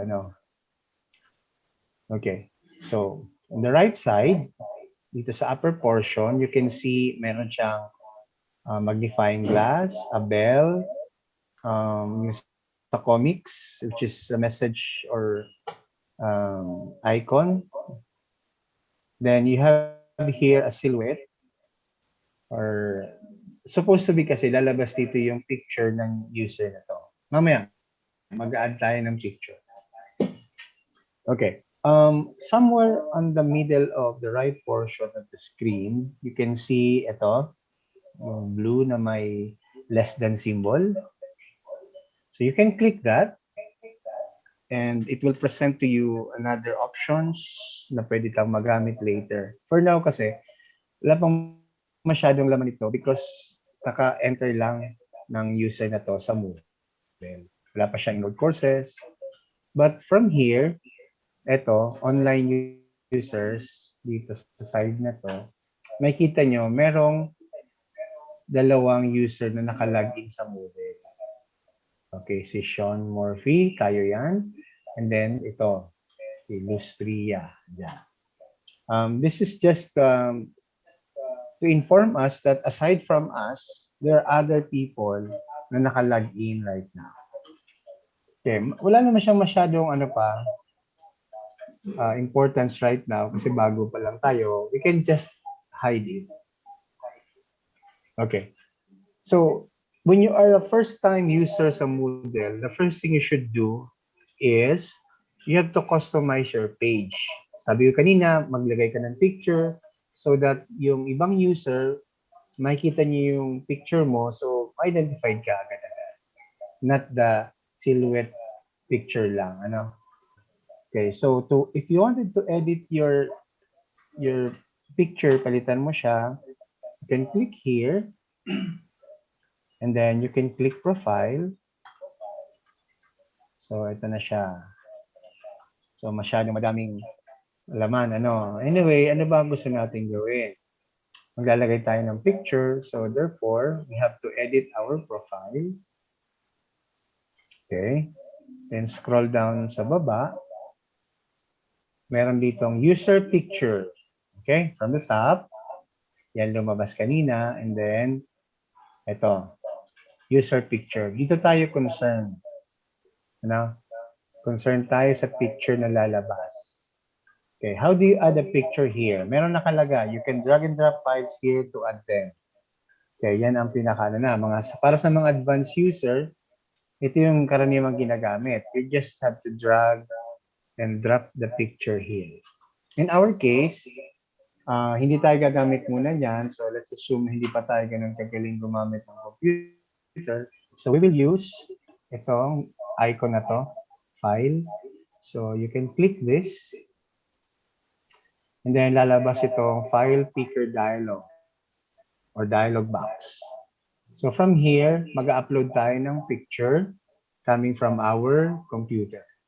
So after clicking, click natin? File icon, then dito labas to, click mo yung browse. Okay. From the browse, lalabas na naman yung file upload dialog. Ito. So, saan ko kunin yung picture ko? So, sa computer, meron akong pictures folder. Then, ito siya. Itong picture na gagamitin ko. Okay, then click open. If you wanted to rename that file, you can type it here. Or kung wala ka na masyadong gagawin, kaya mo lang siya, you can click upload this file. Okay? Yun na siya, lalabas na siya. After doing that, you can also scroll down here. Ito, additional images, our names. So gusto mong maglagay pa dyan kung ano-ano to further describe yourself. Then dito sa interest, click mo to arrowhead sa left side ng word na interest. Lagay ka dyan. So usually, we don't put naman anything here more. Kasi enough na yung data natin sa taas. This is just for advanced user na gusto niyang magbigay pa ng ibang information. Like, may website ka ba? Lagay mo dito yung website address mo. Meron ka bang ICQ number, Skype, Ano pa? Yahoo ID, Messenger, student ID mo, lagay mo dito. Institution mo, syempre, Partido State University, anong department ka or campus. Then phone number mo, mobile phone, address, extra address. Okay, after doing all this, para ma-implement yung ginawa natin na yun, nagpalit tayo ng picture and other items, upload, click update profile. So nakita nyo dito sa taas, meron na siyang picture. Dito, meron na siyang picture. Okay, paano tayo babalik doon sa pinakaunang screen? On the left side, click dashboard. Ito, dashboard. Diyan ka na. Okay. So this is your initial interface. Now, next thing you should do is we expect that by August 16, opening na ng classes. So probably some of you meron na kayong SEK as discussed by Ma'am Chris earlier. Bibigyan kayo ng inyong program directors ng self-enrollment key. Paano niyo nagagamitin ang self-enrollment key? Yung self-enrollment key, ginagamit siya to enroll you to a particular course. Now, your question probably is, paano ko malalaman kung enrolled na ako sa isang course? Okay, right now, wala pa. So, gagawin natin is, you can use this magnifying glass here to search for a course na enrolled ka. If, kunyari, you are a BSIT 1A student, you can click this, and then, dito, sa search box, i-type mo yung name ng iyong course. I mean, yung course kasi, ang definition niyan dito sa Moodle, this refers to the long time ago know natin na subject. Dito sa Moodle, ang tawag sa subject ay course. Sa college kasi, we call it course na, hindi na yung traditional na term na pag sinabing course, kunyari, accountancy, BS accountancy, ganyan. Dito sa Moodle, ang course is referring to a subject. So for example, as a first year BSIT student, you have a subject introduction to computing. Okay? So if this is your subject, type mo siya dyan, and then, pag na-type mo na siya, hit enter key. Then, lalabas na yung mga subjects or courses na nag-match doon sa introduction to computing na input natin doon sa search box. Okay. So, for example, ito, introduction to computing. So, sabi natin dapat BSIT 1A. So, ito yun sa'yo. 21, CC1, BSIT 1. Okay, so your teacher is, nakalagay naman dito, may pangalan na siya, si Froilan B. Peñalosa. So, kunyari, BSIT 1A ako. So, kiklik ko na to. Yung introduction to computing. Okay, kiklik ko na siya. Okay, right here, clinic ko yung introduction to computing. Hindi pa ako enrolled sa kanya. So, you can see here, enrollment key, label, and an input box. So you have to click here, and then you have to enter the SEK that was emailed to you by your program director about your subject. So if you are an automotive, probably iba naman yung subject mo. This is just for demo. Ang concern ko ngayon is how are you going to enroll on a particular subject. On an average, a first-year student has 7 to 8 subjects or courses sa Moodle. Okay, for the SEK,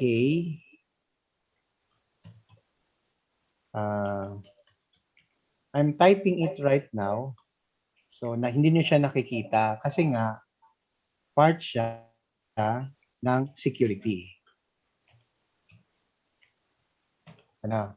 So after entering yung key, masyadong mahaba. Depende naman yan. Siyempre, makikita nyo naman sa email ng instructor nyo or ng program director nyo kung ano yung enrollment key nyo para sa kung anong subject nyo. Okay, after entering the enrollment key, hit enter key.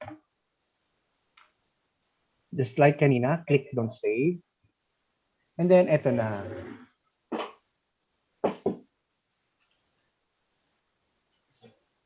Okay. May request dito. So, after malagay natin yung self-enrollment key, we are now being welcomed to the course. So, ito nakalagay, you are enrolled in the course. Okay, enroll na tayo. And you will notice on the left side of your browser, lumabas ito.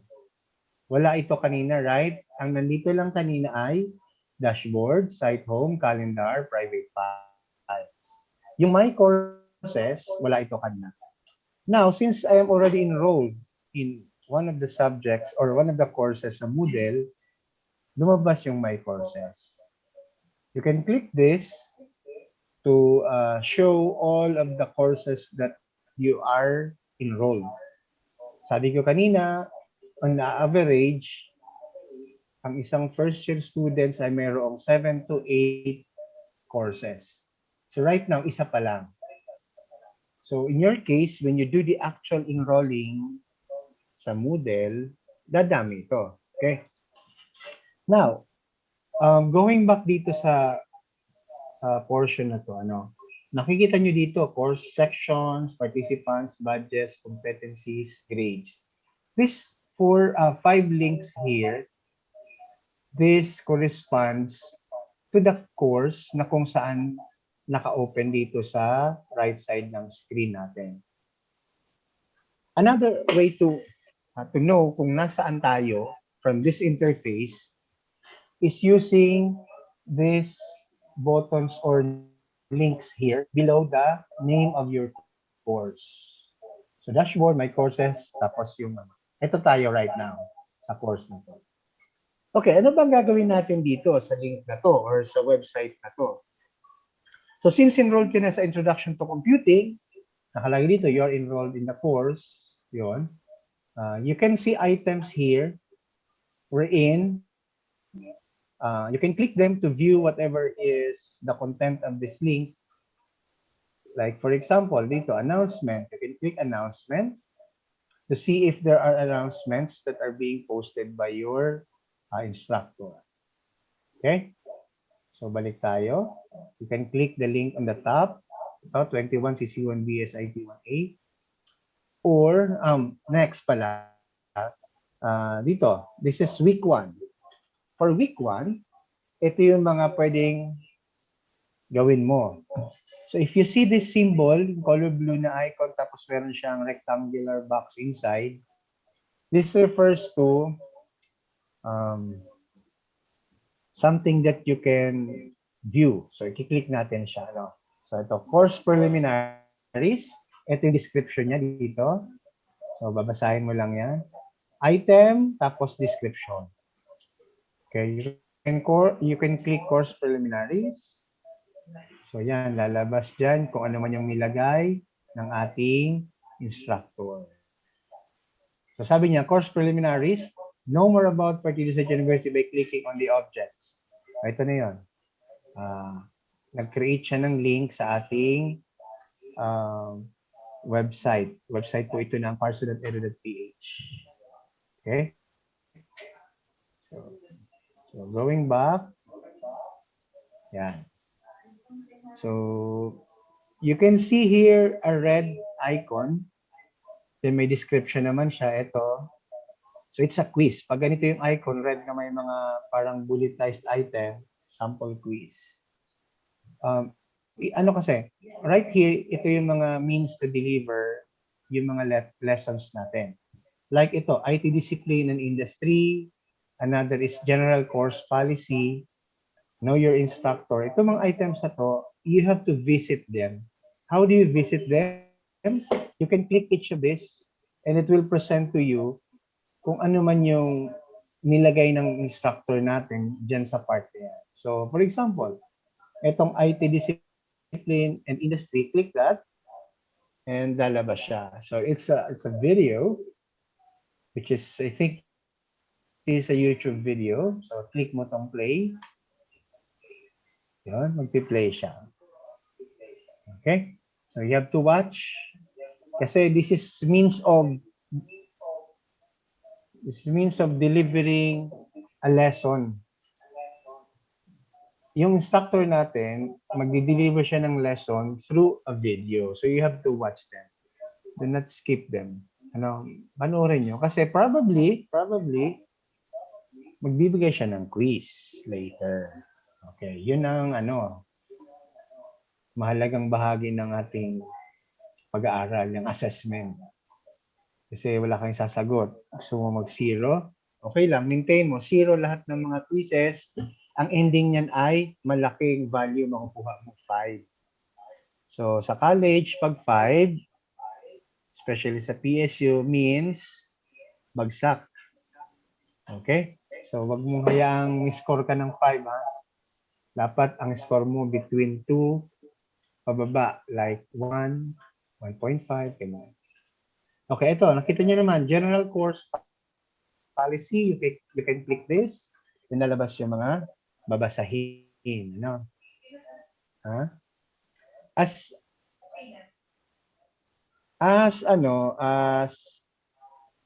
is stated by Dr. Badicina earlier, our university president, when we do online classes like this that we're demoing right now, makikita natin na there were times na we need to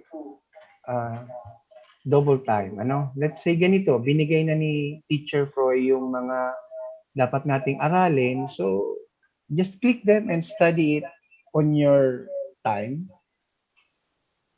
Make sure lang na hindi ka lalampas doon sa kunyari, may date of submission ng quiz na dapat matake mo na. So, wag ka lalampas doon. Self-paced siya in the sense na nandito na kung kailan mo gustong basahin, okay na. Just make sure na hindi ka lalampas doon sa binigay na time. Okay? So, know your instructor. Lalabas yan. Okay? And then, if gusto mo nang mag-attend ng quiz, okay, you can click the quiz. Tapos, yan. Ito lalabas. Tapos, meron ditong button. Yan. Attempt quiz now. Kung gusto mo na talaga mag-quiz, you can click this. And then, lalabas na yung mga questions. Ngayon, minsan, may mga teacher na maglalagay sila ng time element dito sa quiz. So, basahin yung mabuti yung nasa screen kung anong instruction nakalagay. Okay? So, for this particular example, this is a multiple choice type of question. No? How are you feeling today? Okay, so how are you feeling today? Happy, not feeling well, good, very good. Okay, so hindi ko alam. What is my feeling today? Feeling hungry. So, wala sa option. Okay. Pwede man not feeling well, but nevertheless, I'm feeling happy kasi may nanonood yata sa akin. May nakita ko kanina, 108 viewers sa YouTube. Okay? Then, after you select an answer, click next page. And then, another question. This time, this is a true or false question. Okay, so kunyari, false ang sagot natin. Then next page. So we have, dito nakita nyo, 3 questions lang yung ating, what do you know about this course, Introduction to Computing? So pagka ganito yung type of presentation ng question, this is a simple essay type of question. So you can enter anything here, type kung ano yun, corresponding to the question. So nothing much. So that is your answer. So essay siya, babasahin niyo ni teacher. And then, kanina kita natin dito, next page, next page. Since last question na to, finish attempt na siya. Hindi na siya previous page. Finish attempt na. Pero kung gusto mo, balikan mo yung iba. Kung meron pang time na allotted, okay lang, balik ka. Previous page. Yan. Balikan mo yung sagot. Parang sa test din. Nag-dictate si teacher ng mga questions, then answer, then may nalimutan ka, skip, o ganun lang. Okay? So if okay na siya, let's finish the attempt. Okay? So, meron ka pa ditong last chance or option. You can return to attempt or you can submit all and finish. Ano gusto mong gawin? So, kunyari, ano kaya sabihin ko si number 2 question? So, click mo yung number 2. Ano ba? Tama ba ang sagot ko? Okay? So, okay na to. So, click mo tong finish attempt. Then, convince ka na sa sarili mo. Submit all and finish. Okay. Madami siyang tanong. Ganyan. At the end of the quiz, so may bonus si teacher. Yan. Naglagay siya ng mga possible answer. Explain niya dito. The correct answer is blank. Very good. So, this is one of the options ng Moodle na pwedeng explore ng teacher. Ayan. So, okay, finish review. And then, highest grade, 10.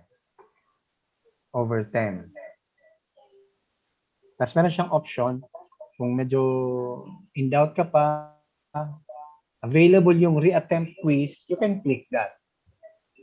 Okay, so kung tapos ka na, you can click here, balik ka doon sa main page. Okay. So kunyari, week 2 na tayo. So you can see here a different icon. Ano po, nakita niyo to? Blue yung niya, yung icon, but yung object sa loob is iba. Okay, sabi dito, ICT essay. Write your finals about information communication technology. So probably this is an assignment. So you can click this link. Okay, now, on this link, pinakita niya sa atin kung anong gagawin natin. So you can add submission. Kasi essay ito, di ba? Magsasubmit tayo ng essay. So you can click add submission kung magsasubmit na tayo. Kasi merong remarks dito, you have not made a submission yet. So you can click add submission if you want to submit na. Okay. So kanina nakita niyo na tong screen na to, di ba? This screen corresponds to the file to be drag and drop in this portion, right? Kung ayaw nyo mag-drag and drop, yung pinakita ko kanina, you can click dito, add a file, then from the upload file link, meron tayo ditong attachment, we have a browse button, click that, and then select your answer. Okay. Now, you have to read the instruction carefully kasi baka gusto ni teacher, magsasubmit ka ng response, ang format is PDF or Microsoft Word file or picture or whatever. So dapat basahin mo mabuti yung instruction ni teacher doon sa assignment. So in my case, wala namang masyadong instruction si teacher. All I have to do is submit my essay which is written using text file.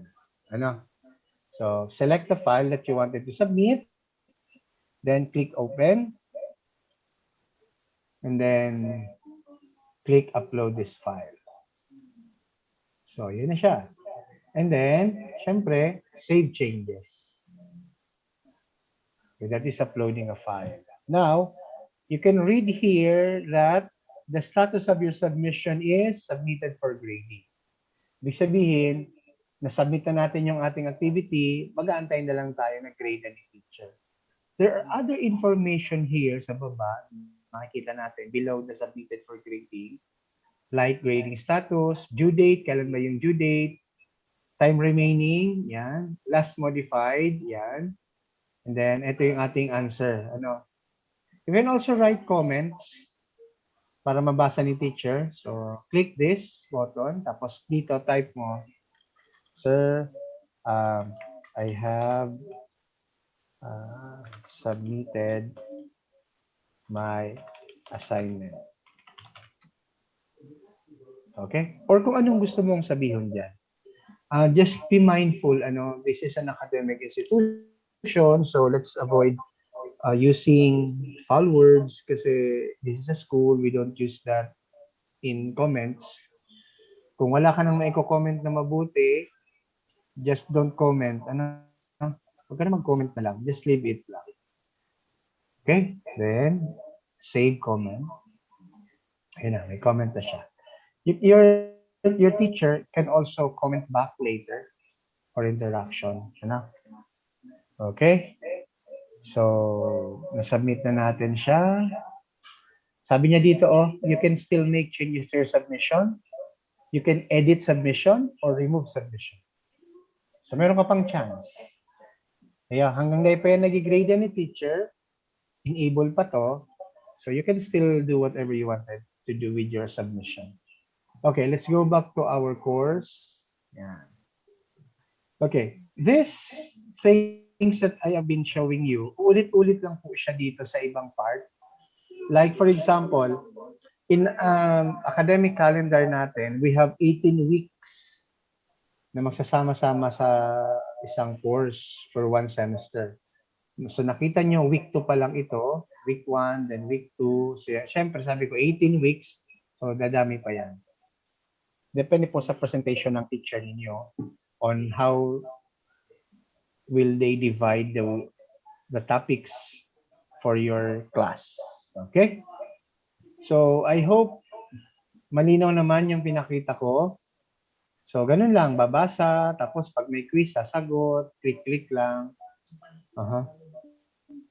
Yung mga may phone, like Android phone or iPhone S, iPad mini, mga ganyan, meron tayong isa pang lecture para din. So, for now, ito na siya. So, tapos na tayo. Ano nang gagawin natin?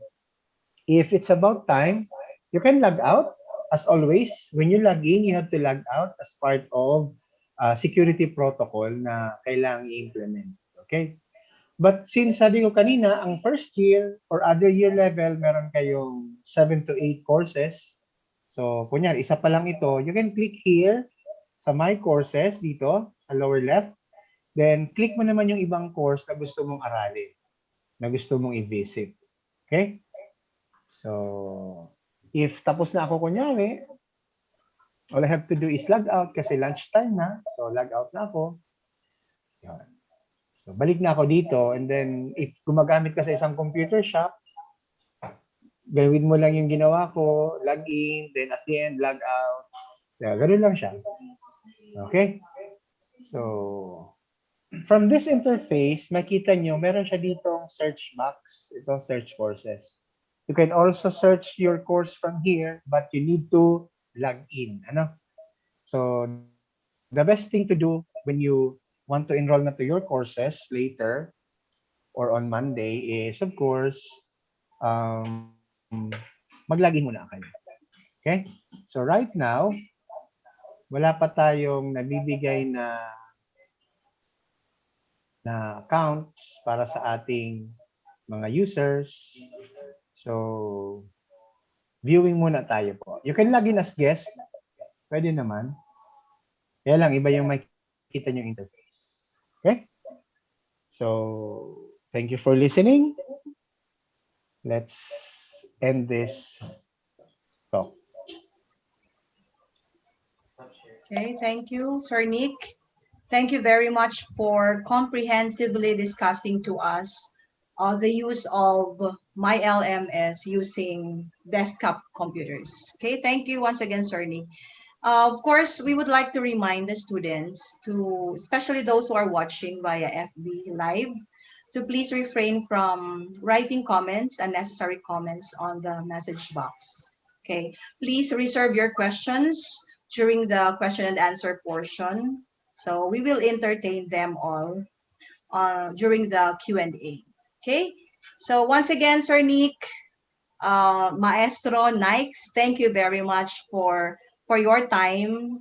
I know you have been very supportive with Sir Kennedy Kuya and all other members of the team, Sir Ruel and Sir Froy and everyone in the ICTMO. Thank you very much so for the discussions, the repetitions of lectures and everything. Thank you, Sir Nick. Okay, Sir Ruel, Sir RJ, your turn, Okay. please. Yes, hopefully our students were enlightened. So Moodle is used via desktop. And remember, my dear students, that you shall never give your myLMS password to anyone, and make sure that you check your accounts for update, because you might miss some of the tasks or resources of your instructors. And so for the hands-on training orientation of the PSU myLMS using smartphones, the topics should be logging in, familiarizing the Moodle environment, submission of outputs, and asynchronous classes. Let us call Mr. Roel John Archaga, a faculty member of the College of Arts and Sciences. Good morning, sir.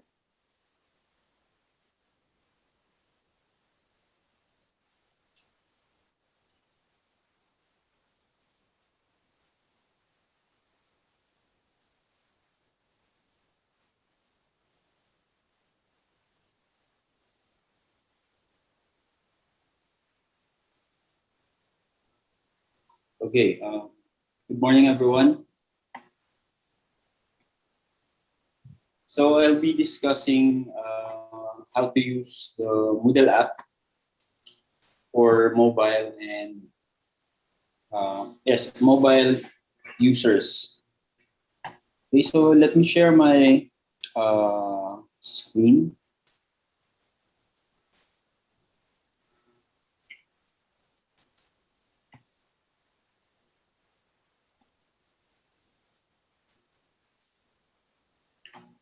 Okay. Are you able to view? Were you able to view my screen? Oh, Affirmative, visible na sir. siya? Yes po. Okay, sige.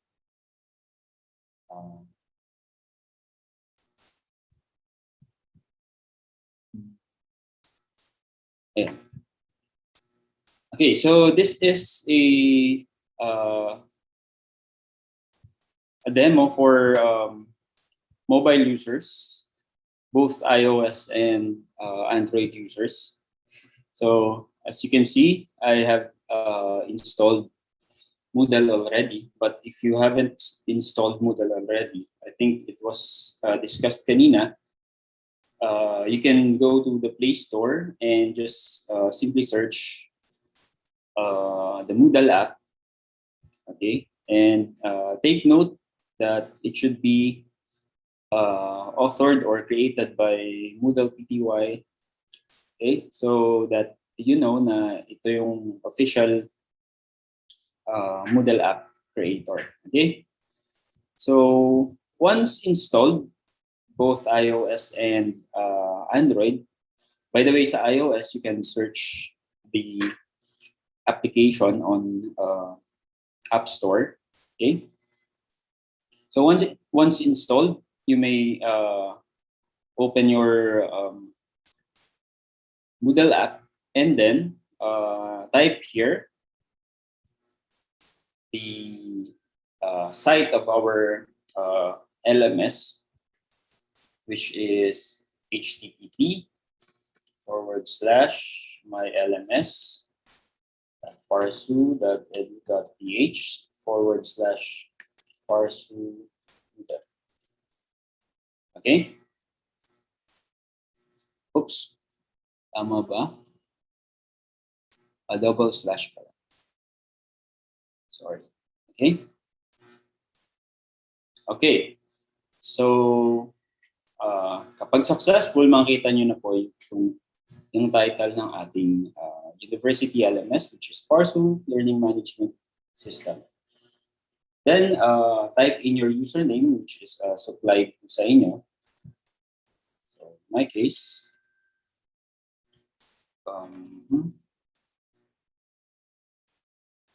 makita pala. So, okay. So, upon successful login, makikita nyo po as a student, if you have enrolled in other courses or subject sa Moodle, makikita nyo po yung mga subjects dito po sa homepage ng Moodle app. Okay? So in my case, yung navigation buttons ko are found dito sa left side ng screen. So ito yan. Okay? So andito yung navigation buttons. Okay? But in other cell phones, this may vary po. Okay? Especially for iPhone. But don't worry, same naman po yung functions nila. Okay? So for example, marami ka ng mga courses na enrolled dito sa Moodle. Ito po yung makikita ninyo. Makikita nyo po dyan yung mga courses ninyo. You may browse it. Okay? Then sa baba, makikita nyo naman dito yung mga online users. Calendar also, makikita nyo rin sa baba. Okay? So, balik tayo sa home. So, paano tayo mag-search ng course? As explained kanina by Sir Nick. So, by the way, yung workflow na ipapakita ko ngayon is same as the workflow na diniscuss ni Sir Nick kanina, pero sa akin, using mobile application. Okay?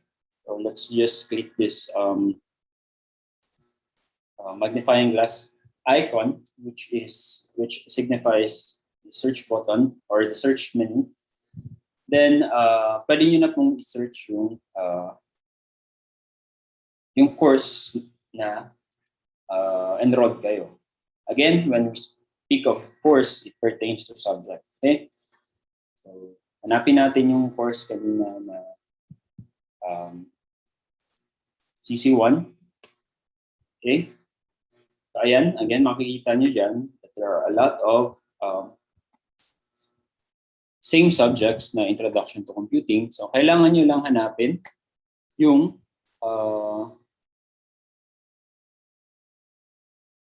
course na enrolled kayo.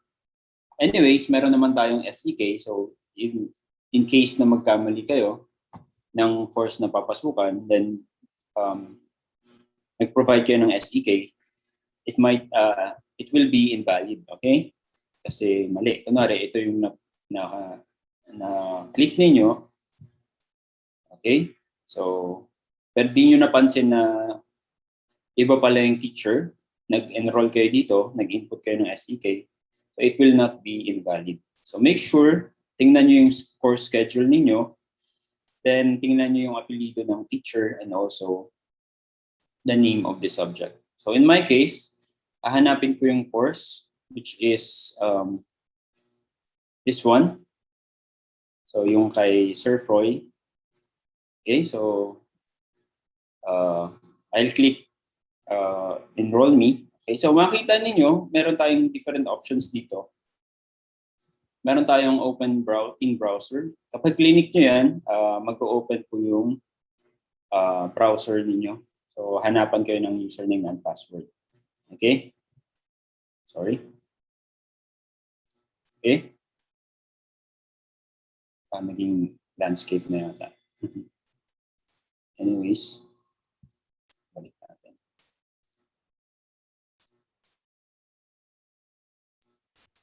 Okay, so pwede nyo rin tingnan yung contents.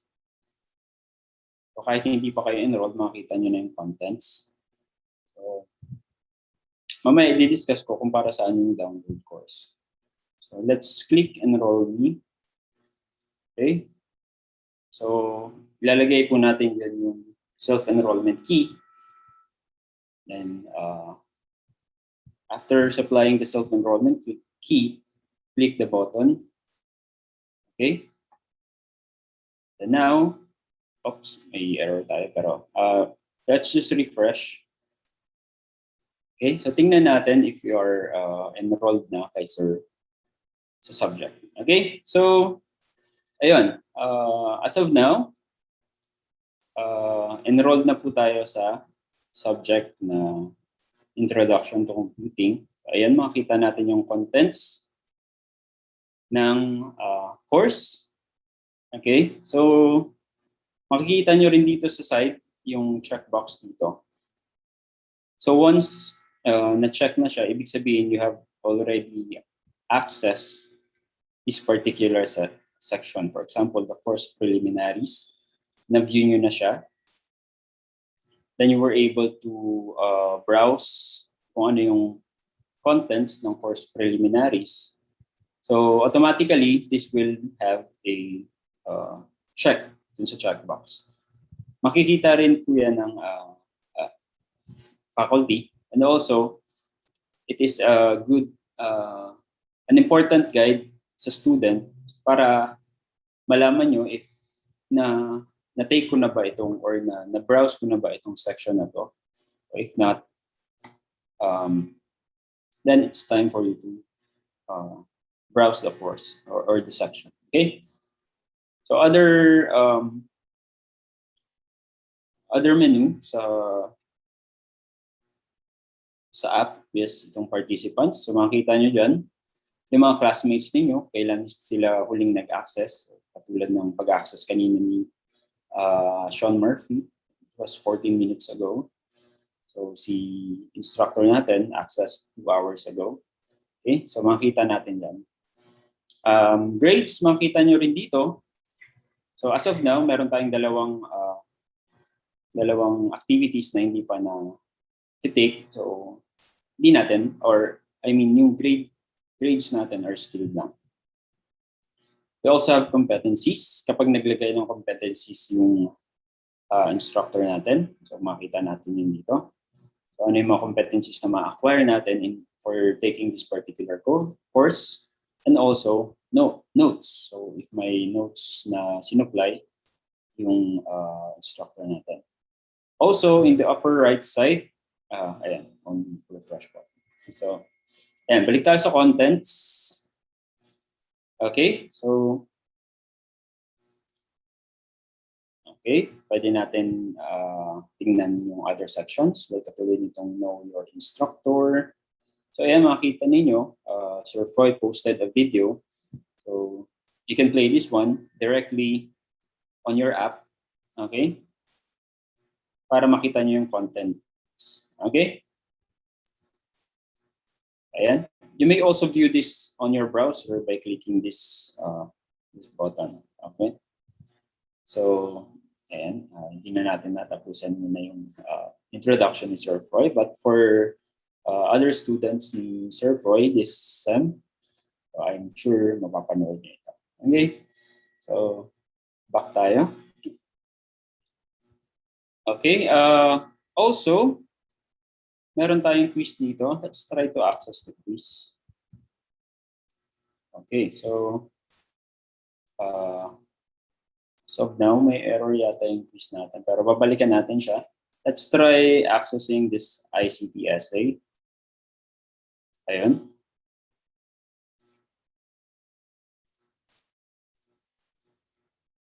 Also, I think we're not able to answer the essay via our app.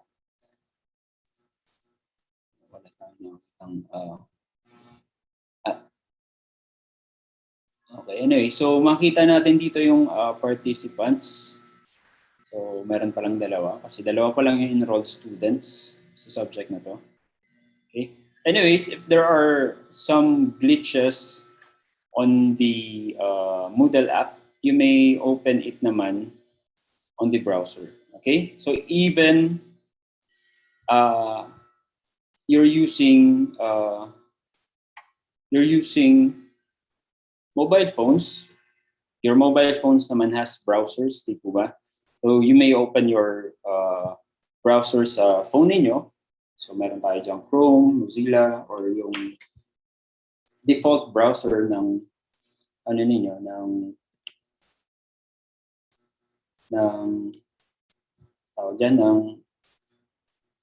phones ninyo. Okay? So pwede nyo pong gamitin yan. Okay? Let me just go back sa Moodle app.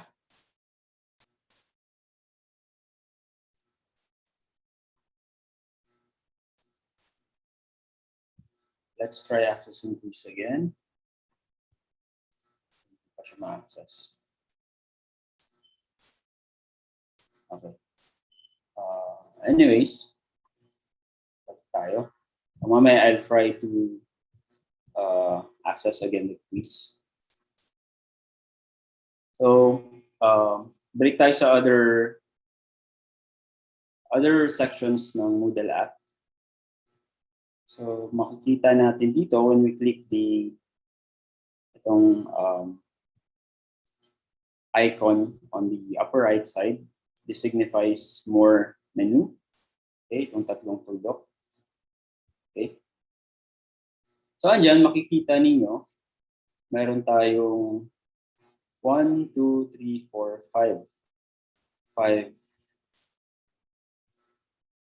5 menus. Okay, so una dyan yung show download options. Pangalawa, download course. Pangatlo is course summary. Pang-apat is manage storage. Pang-lima is sections. Okay? So, let's start with show download options. So, kapag chinek natin yung show download options, okay? So, makikita nyo yung download button na lumabas dito. Ano? Okay? So, ibig sabihin, pwede natin siyang i-download sa phones natin. Okay? Kunwari, wala tayong internet access sa bahay, then lumabas tayo ng, pumunta tayo somewhere na may internet connection, then you are able to connect sa internet connection na yun. Sa internet connection, then pwede natin i-download yung mga sections or documents or mga pinost ng ating mga instructor para ma-access natin siya offline. Okay? So yun yung advantage ng Moodle app. Okay? So pwede nyo siyang click to download. Okay? Ayan. For example, this one. So ibig sabihin kapag may green na siya, yung parang cloud icon dito, then may check. Ibig po sabihin yan is I have successfully downloaded this section. So I'll try to download also this one. Okay, so downloaded na siya. So ibig sabihin, every sections sa ating course may be downloaded. Okay? So, pero hindi naman lahat. Katulad nitong sample quiz, makita nyo, wala siyang download option. So, ibig sabihin, you will not be able to take the quiz if you are offline. Okay, but the essay, as you can see here, you can download the essay and accomplish the essay offline. So, ibig sabihin, pwede mong i-take yung essay offline, then kapag nag-online ka, automatically, masasubmit po yung ating submission or yung ating answers. Okay? So, yun po yun. So, ayan po yung show download option. You can also uncheck this one. So, wala na siya. You can click download course if you want to download the full course. Okay? Kapag click natin to, ayan, magkakaroon dito ng message, you are about to download 238 bytes. You currently have currently have about 55.8. So ito yung size ng course na meron tayo as of now. So meron 238 bytes lang yung laman. Kasi we only have few sections pa lang naman, few posts na meron si instructor natin. Pero kapag meron na siya mga pinost na PDFs, documents, videos, so syempre this will become higher. Okay, the size will become higher. Okay, so makita nyo dyan na ito yung size ng course natin ngayon. It's very low. And meron pa tayong 55.86 gig available. Okay? So, ibig sabihin, pwede na siyang i-download lahat. So, click OK. Then, automatically, dina-download na yung course para, error siya. Anyways, automatically, the course will be downloaded para ma-access natin siya anytime kahit hindi po tayo online. Okay? So, what else? Course summary. Ito yung course summary. Nakita natin dyan yung description ng ating course, sino yung ating instructor. Again, nandyan ulit yung download course and open in browser. Ulitin ko po, yung open in browser, if you click that, it will redirect you to your browser, then dun ka po mag-log in. Okay? So, let's try again. This one. Talaga siya ng I think may problem yata yung I'm using an emulator po kasi. So, this is not a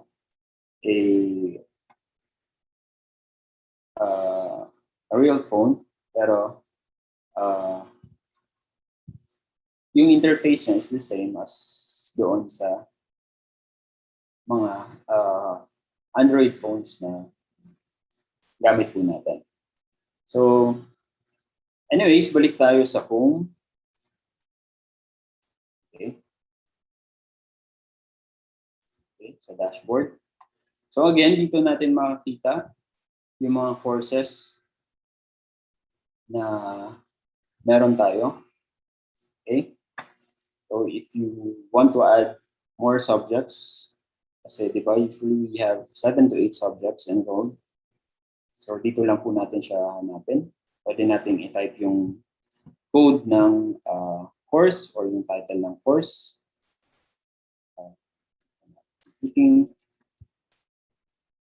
So ayan. So lahat ng course na merong computing words sa sa title will appear here. Okay.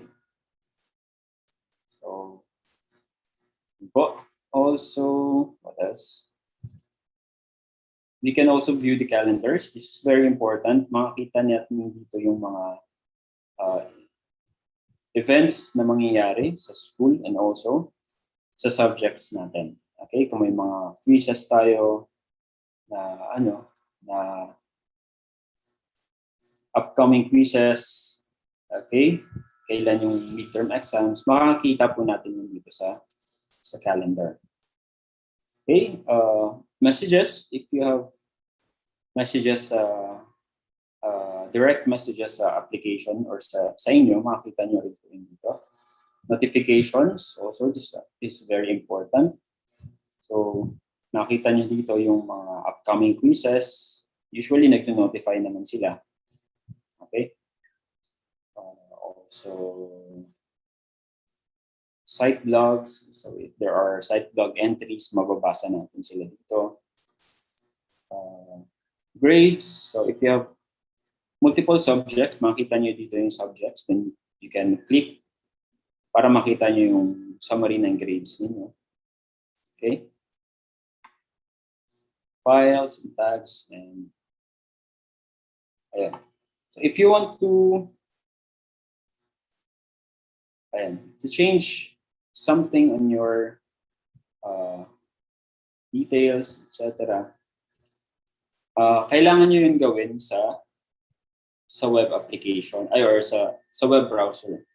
So medyo limited yung access po natin dito sa ating Moodle application kapag gumagamit tayo ng phone. Okay, so as you can see, ang pwede lang natin ma-change dito is yung yung profile photo.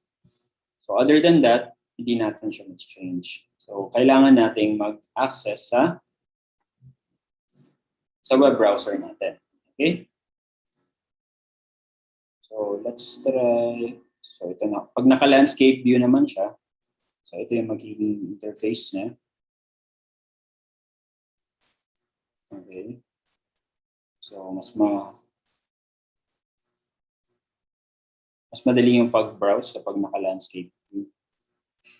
Also, mas makita yung details ng course. Okay. Wala pa rin data. Anyways.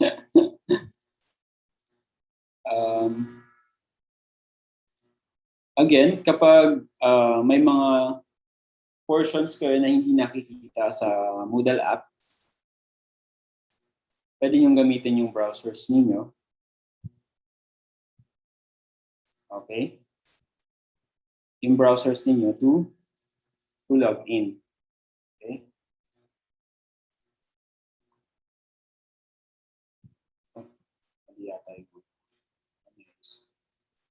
Let's try. Stop sharing muna.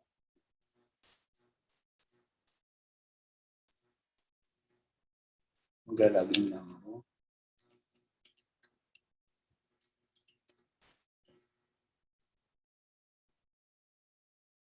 Share ko ulit.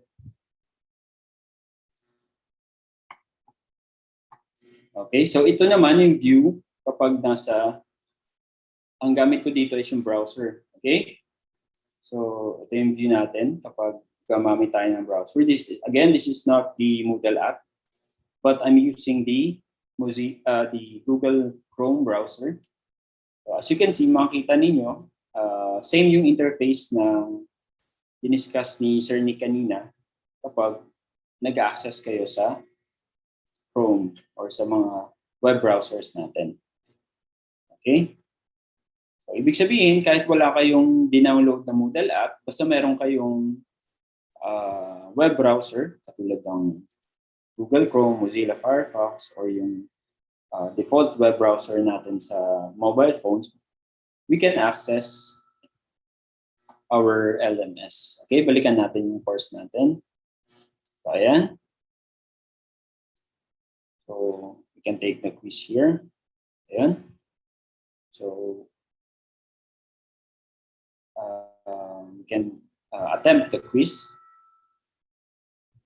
Okay. So, if ako yung tatanungin, kapag magti-take ng quiz, I prefer na mag-take ng quiz sa browser kasi mas okay yung interface ng browser while taking quiz kaysa doon sa Moodle app. Okay? So, take note of that na kapag mag-take kayo ng quiz, mas okay yung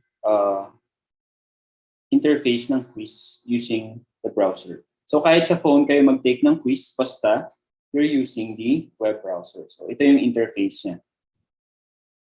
Okay? So, let's click. Very good. And, okay. You can also, again, go back to previous questions.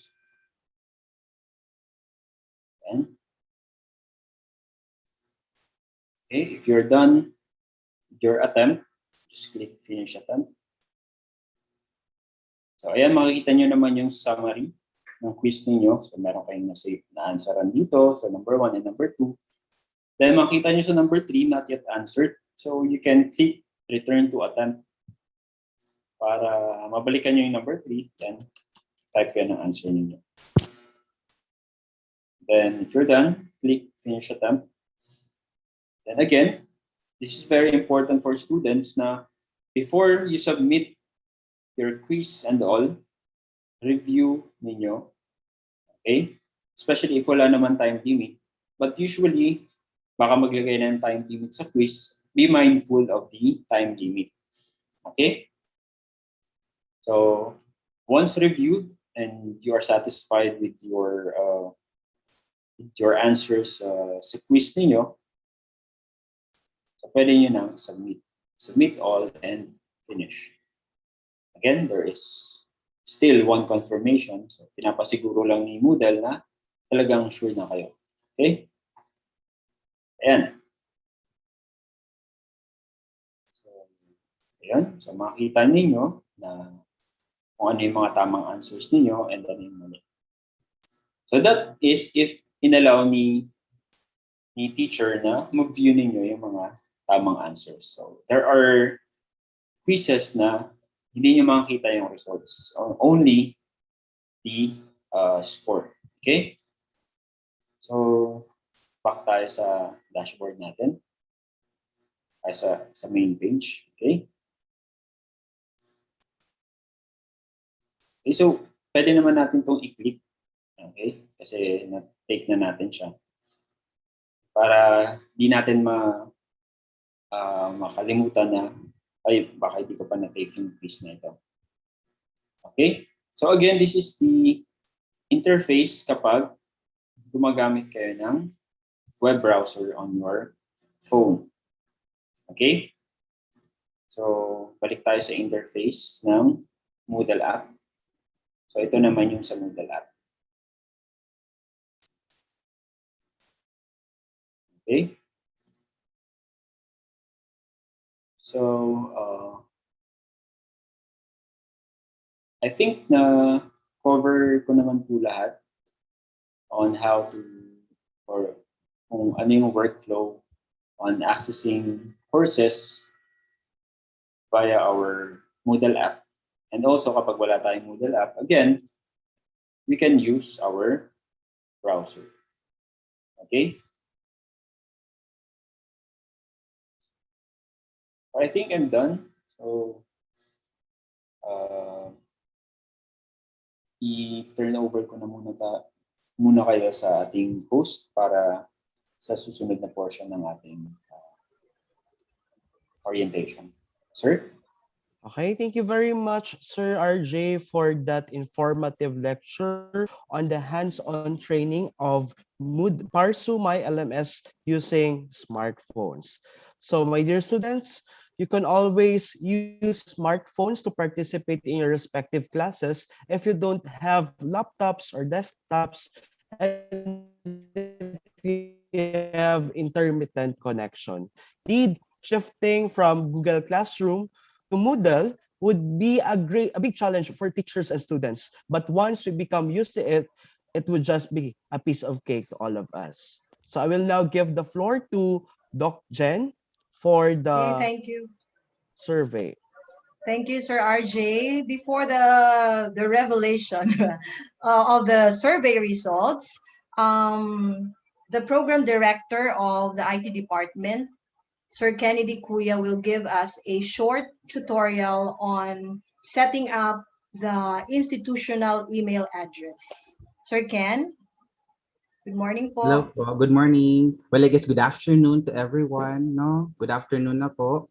Okay, so we are receiving many complaints and yeah, I can categorically say it's complaints, no? But we're here to help you po, no? I'd like to ask po if nakikita na po yung screen.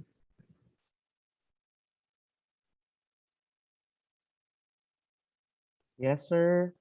Okay, thank you so much. So this one, allow me to zoom because some of you are having hard time po seeing po yung mga text. Now, to those students who haven't received any notification po from Google or yeah, from us, from PSU, I guess you have to first check your settings. under your registered email addresses. Let's take, a backseat.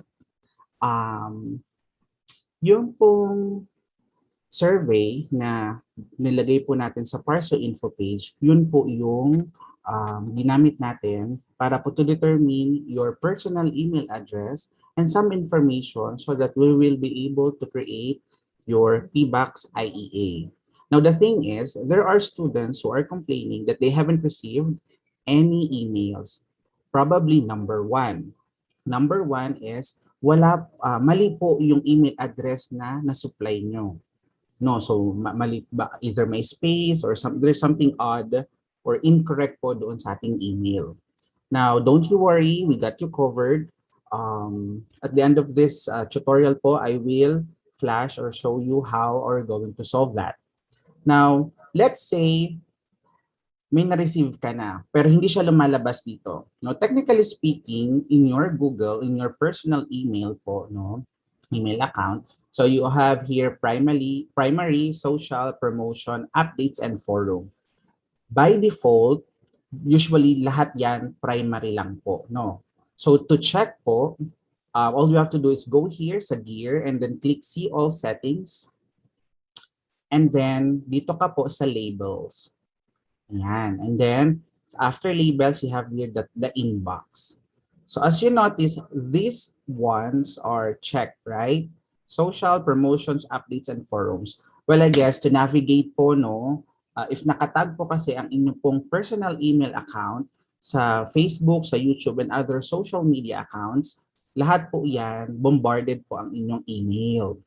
So, the thing is, hindi na po problema sa PSU ang wala kayong nare-receive because ang dami na pong email na lumalabas sa feed nyo.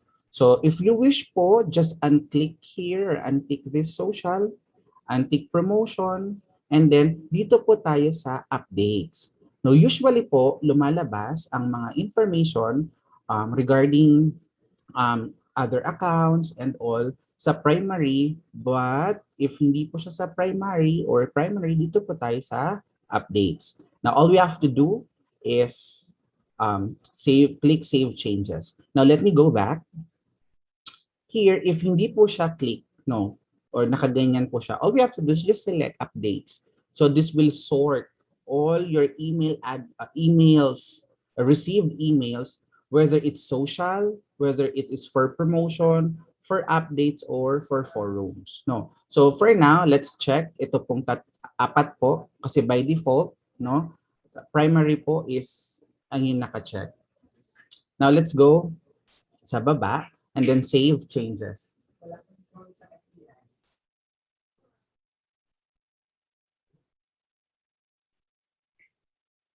Okay, wait lang po. Wala daw pong sound sa FB. Tama po, wala.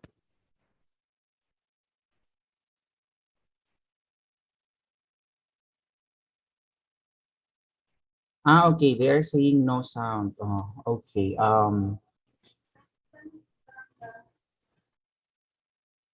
Hello. Okay, sige po. I'm checking po.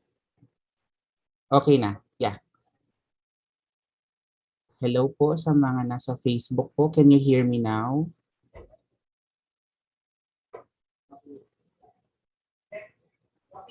Okay, so ayan po. I apologize po, no, kasi dalawa po ang platform ang ginagamit natin.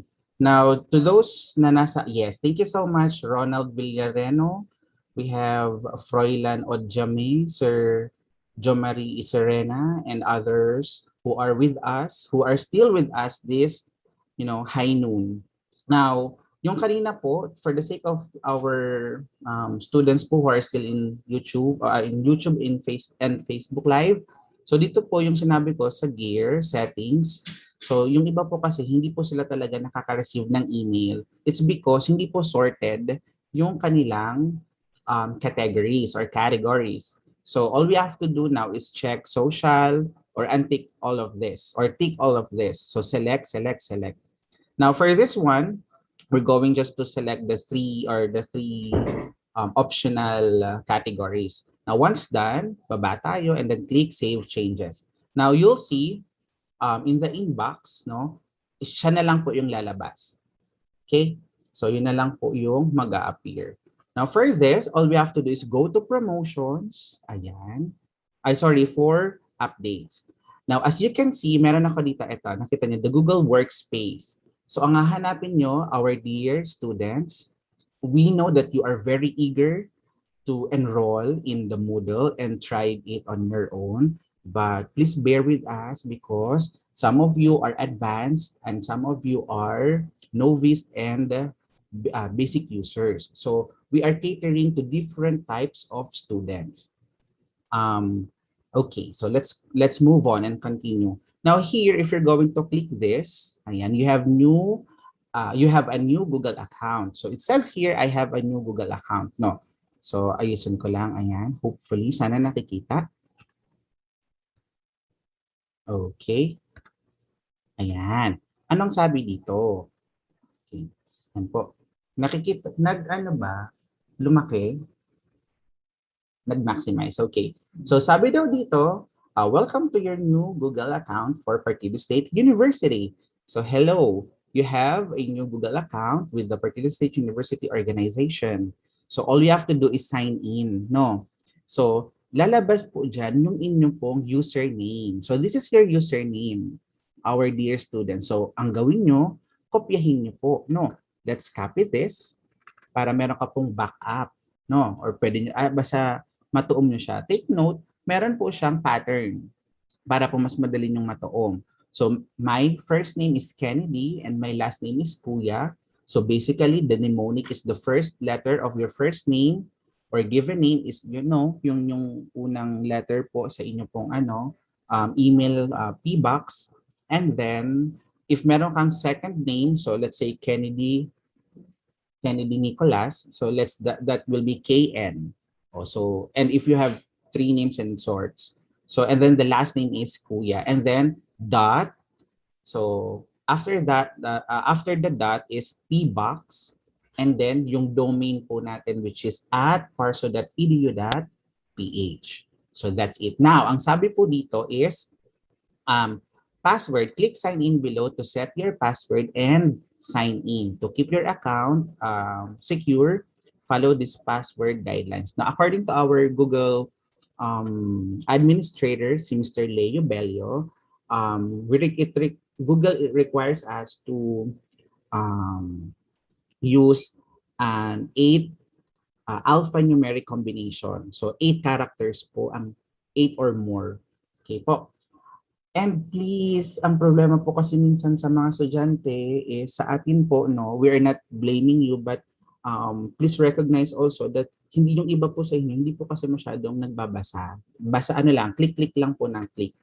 Take time to read. Ang sabi po dyan, for your security, the reset password link expires after 48 hours. After that, please contact your administrator for your password. So malinaw na malinaw po, no? The reason why hindi po yung iba, hindi po nakaka-login or hindi po nakaka-create or nakaka-sign in, it is because lagpas na po siya sa 48 hours. So pag lumagpas na po siya, therefore we have now to contact our administrator. Later on, I will show you illustrate how to contact our administrator. But if you have listened kanina kay Sir Froy Peñalosa during his talk, it was already discussed by him. So for the sake of our dear students, we're going to repeat the same protocol. Okay, now let's go and dive in. Let's click sign in, and then what will happen is it will provide you this information. I apologize for that. Okay, sorry. Okay, so ang sabi po dito, welcome to your new account, kkuya.pbox@parso.edu.ph and blah blah blah hanggang privacy policy. Now, sabi daw dito is to click accept. Now, let's click accept and then let's see what will happen. So here, my dear students, no, na very eager po. Now, you're going now to create your own password.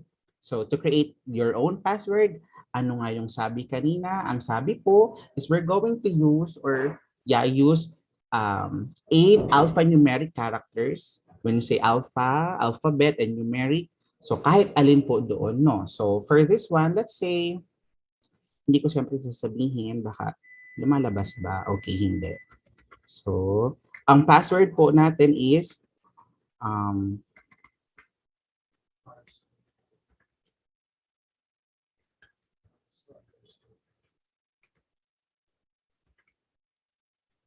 okay. So all we have to do now is repeat for the confirmation of the password. Now, ito po ang problema natin sa mga estudyante, no? I'm not saying all, but we have some, and we have proofs. Yung iba po kadakli nalilingawan niya ang password, no? Tapos ma-complain din niya, maka-login kasi po nakalimutan yung password. Well, I guess it's not our problem sa parte na yan, no? Because it's your password. We're not the ones who are maintaining your password. Now, the main reason why we are pushing with the PBox IEA, because if ever nakalimutan nyo po ang inyong PBox IEA, you're going to contact our administrator para po to reset the password. So you will be able to get or log into your account for security purposes. And kasi sabi natin nakalimutan mo talaga, the reason is very valid, so we'll be able to process it. Now, if ang gamit nyo po is at gmail.com, sometimes you will not be able to recover the password because you haven't set any security measures to protect your password. So, yung iba, gawa-gawa lang ng account, and then after that, tapos na. And then kapag nakalimutan na po, iyak-iyak, tapos post, tapos kung saan-saan po mag-share, pero it will not help us. No, it will not help you. So, the reason why we're doing this is for all of you to set up po your account. Now, going back to, let's create our password. So let's click change password, and then let's see what happens. So while it is loading, so eto na siya. Here are the services, no? The services po that is offered by the Google Workspace. This is our dashboard. Now, technically speaking, I have already unlocked or created my PBox account. Now, as you notice here, I'm going to, maximize this so that you'll be able to see. If you're going to look here, ito po, meron akong, ayan, Google account, Kennedy Kuya, kkuya at pbox@parsu.edu.ph. Now, there are students who have successfully logged in, naka-change na po ng mga picture, and yet there are those na nag-request pa ng login reset. Once you already log in, you need not to send some request for password reset because you already logged in. Okay po. Now let's check our email address or our email. To check our email po, so go here and then click Gmail, right? So once done, and then ito na po yung lalabas. So yan po ang ating landing page. So ito po yung lalabas dyan. Ayan po, no. May nag-message tulos. Ayan na po. I really do appreciate. Si Mr. Who's this? Mark Obias. Yeah, thank you so much. You're very attentive. I appreciate that. So now, if ever po, no, meron kayong problema sa GBox, no, or sa PBox po nyo, nakalimutan nyo talaga yung password, and let's say, nagpas na po ng 48 hours, hindi nyo po makuha, all we have to do is proceed to your personal email. Let's say I'm going to use my personal email for this reason, and then we're going to email po our administrator. Now, to email po our administrator, all we have to do is click compose. Ayan. And then bibigay po ito sa inyo. Okay. Lalakihan ko po ng konti ha. Okay. Everyone, so screenshot nyo na po. Gawan nyo na po ng kahit anong mga paraan para po makuha ang information na to. Especially to those students na nag-expire na po yung link. Okay? So we're going to email po So we're going to Belio. Litan po natin. Yan. So that's Belio. Okay po, at parsu.edu.ph. Okay. So let's type. Type nyo po, it's not I, but Belio. Okay po, that's Belio at parsu.edu.ph. And then let's, put the subject as PBox login reset. Okay. Now, on the message, ilagay nyo po yung inyo pong username because we need your username. And then the username po your PBox account, PBox IEA. And then ano po yung PBox IEA ko? That's kkuya.pbox at parsu.edu.ph. I apologize for yan. And then let's enter. Now, we have to validate if it is really you. So we need the given name. Okay, the given name is Kennedy. And then our last name or our surname is Kuya. Kuya. That's all. Once done, all we have now to do is to click the send button.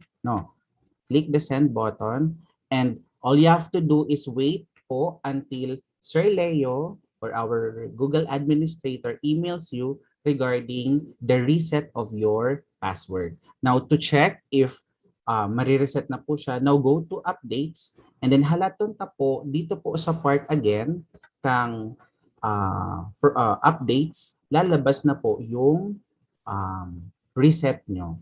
And by that time, pwede nyo na follow the instruction. The instruction is very self-explanatory. Even high school students or elementary students can comprehend. So, relax lang po, no? Huwag po tayong masyado pong maging reactive. We are here to help you. Don't you worry. And we will see to it that everyone is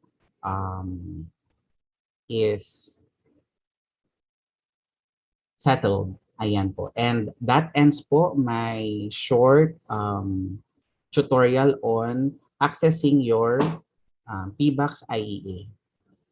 So our MCs, good afternoon. Take away po. Okay, thank you. Thank you very much, Sir Ken, for the short tutorial on IEA. So I think the students got your instructions clearly. You were able to clearly and emphasize the setting up of IEA. Okay, so at this point, thank you, Sir Ken, again, thank you. So at this point, we shall call in Sir Georgie Rodriguez to reveal to us the results of the survey. Sir Georgie, so time Hello. check, it's already 12:30. We apologize for extending this activity until this time. For the students, thank you for joining with us until this time, and to the university officials also, and faculty and staff. Thank you very much. So si Sir Georgie po, are you with us already, sir? Yes, ma'am. Yes. Okay, sir. Thank you Sige very po. much, ma'am Jen. So it's already past 12, and I think everyone is hungry. So I'll just show the result of the survey. Let me allow to share my screen.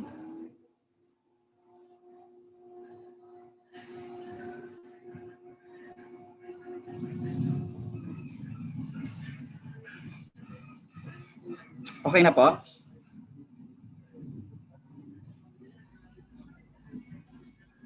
Nakita po yung screen? Yes po. Yes, sir. Oh, yes, sir, yes. So mabilisan lang po kasi medyo gutom na yung karamihan sa atin. So far po we have 1,185 responses and still counting kasi dumadagdag pa rin po yung iba dyan na hindi pa nakakasagot. Okay, so out of that, you will notice na mayroong 41.3% na wala pang IEA while 58 is mayroon ng IEA. So thankful tayo kasi binigay na ni Sir Ken kanina kung paano ma-address yung IEA natin, yung institutional email address natin. So may sagot na tayo dyan. So I hope na maging 100% na siya.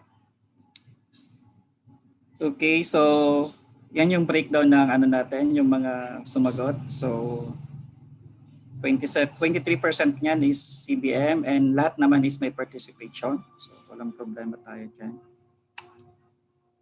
Okay, so yung internet connectivity natin, may tinanong tayo. So ang karamihan dito na sagot is 69% is intermittent connection. So medyo talagang hindi stable yung internet connection. Only 11.6 yung may strong connection and mas marami pa rin yung may weak connection. So yan yung magiging problem natin sa pag-implement ng LMS. And when it comes to the devices na ginagamit nila to access the LMS, such as the Moodle or other LMS, so pinakamarami pa din is talagang smartphone. So that is 96.9%. And kaunti lang yung gumagamit ng desktop. And second to that is the laptop. So kaya dalawang platform yung nano dito, yung sa smartphone or yung paggamit ng Android phones or iOS and gamit ng laptop or desktop. Okay? So nasagot na rin yan. So paano gagamitin ng student?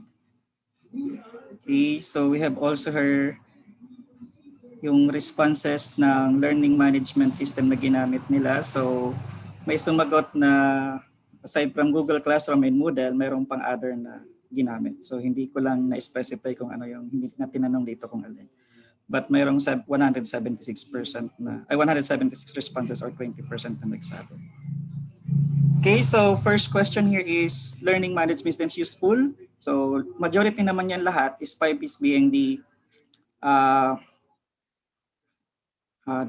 agree, highly agree, and yung ano yan is highly disagree yung 1. So from 3 to 5, so positive naman yung responses nila. So using learning management system enables accomplishment tasks better. The same din naman yung result. So no problem. So ito yung kailangan daw training. So timely kasi nagbigay na tayo ng training sa Moodle. So wala na tayong problema dyan. Okay. So general, the university has supported the use of a learning management system. So the student also agreed that the university really helped to address this LMS. Collaboration is interesting, so they also agree that in using LMS, it is interesting. Only few answer 1 or disagree. Okay, so also majority also agree that they must use learning management system during this time. And when it comes to the knowledge that they have learned on LMS, so lahat naman okay. Ano yung sagot na 3 for 5 is okay. Then learning management system enhances face-to-face learning. They also agree na nakaka-enhance. Okay. Only few hindi mayroon pa rin 30 na hindi nagsabi na na-enhance siya. And ano pa yung pinakalas dito? So interface looks good, okay naman. Software prevents unauthorized access is okay.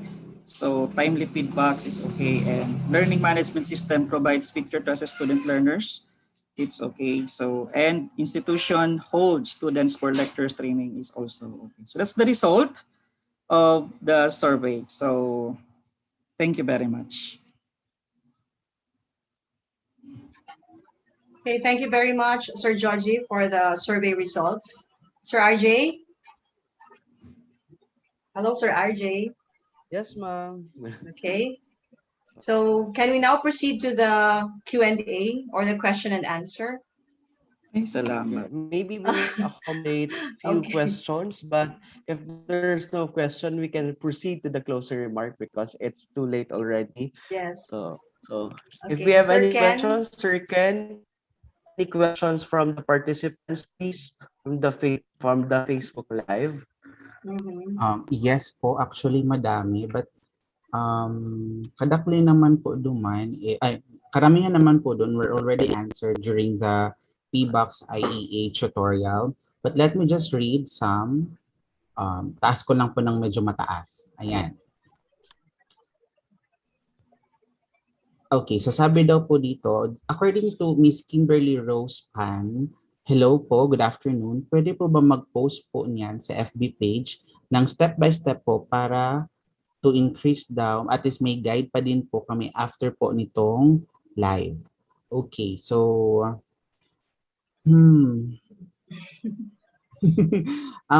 the reason why po meron po tayo nito kasi it is already recorded, no? You can play back, but we will try our best po to respond to your request po, Miss Kimberly, for the betterment of everyone. Okay po, let's move forward po. Sabi po dito ni Mr. Aldren Borromeo, Sir Ken, yung unofficially enrolled, kailan pa po ba kami magiging officially enrolled? Tagal na po kami naghihintay until now, di pa rin. Now, if this concerns po the enrollment, no? This is not beyond the topic po for the LMS because this is regarding issues and concerns po sa admission and registration. But in behalf po of ano po, I'm saying this as a program director po, no, and the one who is trying to enroll 400 plus students, please bear with us, no. Minsan po kasi kaya po nahihirapan po ma-enroll lahat sabay-sabay because we are still doing some validation and verification. First, you have to enroll yourself using the our SIAS online, no? Remember, kayo po ang mag-enroll or mag-enlist ng mga sarili nyo sa SIAS. Then after po kayan is you have to check po if complied na po kayo sa or natapos na po yung online clearance, no? Kahit po kasi tapos na po ang naka-enlist na kayo, officially enrolled, but we have here several students who failed po, no, na maka-enroll, officially enrolled because their clearance was not successfully submitted.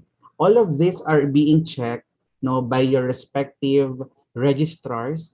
Kung sa Goa campus may mga naka-assign po ba gayan na na window, lahat po sila nagwo-work very hard to to enroll you. Please bear with us kasi minsan po may problema po ang internet ni PSU. We're not blaming po other people, but we are blaming the yung internet connection po natin. This is beyond the control of PSU. This is not beyond the control of the ICTMO, the registrar, the program directors, but the internet po. If you are having problems with the internet, same with us, we are also having the same predicament po. So, don't you worry, basta po kayo naka-pre-enlist, no, pre-enlisted po kayo, asahan nyo po, makaka-enroll po kayo. Hindi lang po siya lalabas for now na officially enrolled, but you can, you will be enrolled anytime soon. Another one po is, since ibibigay naman po sa inyo ng mga program directors nyo in any way, as discussed by Ma'am Chris Mabel, through text, through Facebook Messenger, through chat, through email, through Facebook page, private Facebook page, or in any form, ibibigay po sa inyo yung mismong SEK so that you will be able to enroll yourselves in our Moodle. So doon, makaka-enroll pa din po kayo kahit hindi pa po kayo officially enrolled. But mind you, you have to take note, you have to always check.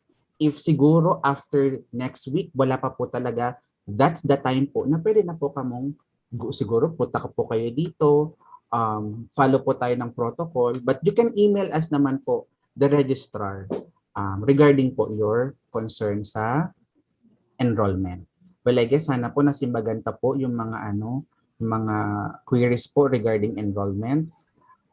We still have here po, yung iba po kasi sa taas, puro shout out po, no. Ayan. Hindi po natin yan maipapakita, no. So baba na lang po tayo because this is part of the Q&A na. Eto po, nakalagay po dito. According to Miss Brescio Jocelyn, please pa-notice. Oh, ma'am, you are noticed. About po sa transferee, paano po kami sa Monday? Kasi incoming second year po ako. Then yung profile ko sa SIAS is first year, yung first year yun na lang po i-enroll po. Paano po kami sa Monday? If Miss Miss Brescio, yung problem mo po if you are a transferee, local transferee or transferee from other institution. If you are a transferee, local po from one campus to another, proceed to the guidance or ask po the registrar kasi itatag ka po doon sa campus mo kung saan ka po magta-transfer. From there, yung account mo po will papalitan po kasi yung student ID number po natin. Papalitan po 'yan. Pag napalitan na po ang student ID number, that's the time po tayo makaka-enroll sa SIAS. And if you are po transferee, the registrar po assigned to you will be the one who will enroll you. So ang asikasuhan po natin yung pag-transfer ng account po natin from one campus to another. Now, if the question is, since hindi po kita kilala, if the question is naman kung transferee ka from other school, ma-proceed ka po mag-accomplish ka po yan ng form. So, ang tanong po, naka-accomplish ka na po ba ng form? So, kung naka-accomplish ka naman po, kung hindi ka po naka-accomplish ng form, dapat po last week nag-accomplish ka because matagal na pong naka-post sa PARSO info page, note schedule po of when will be the irregular and transferee students transact po sa mga respective program directors for their processing of their transfer credentials or yung mga fill-upan pong online forms or mga forms. So that's it po. So kung ang question mo po, may follow-up ka, paano po kayo sa Monday, you can still proceed to your respective program directors or the dean's offices to transact you po. No?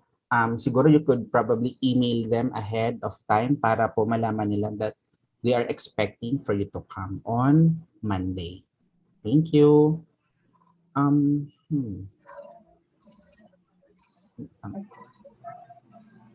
Right.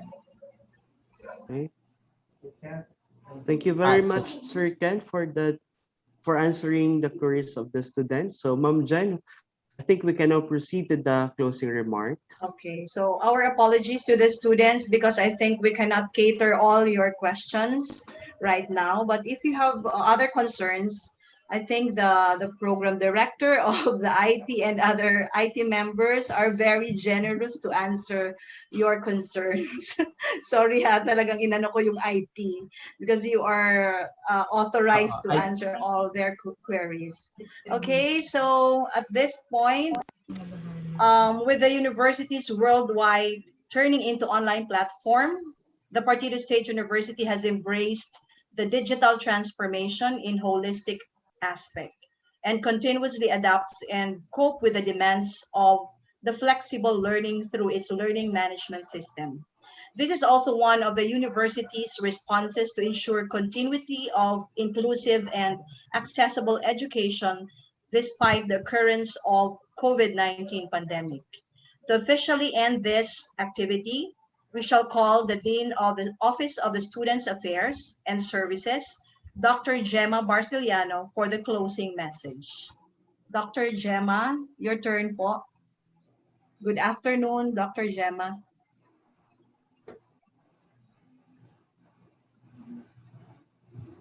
Hello, Doc Gem. Thank you very much, ma'am. Sige po.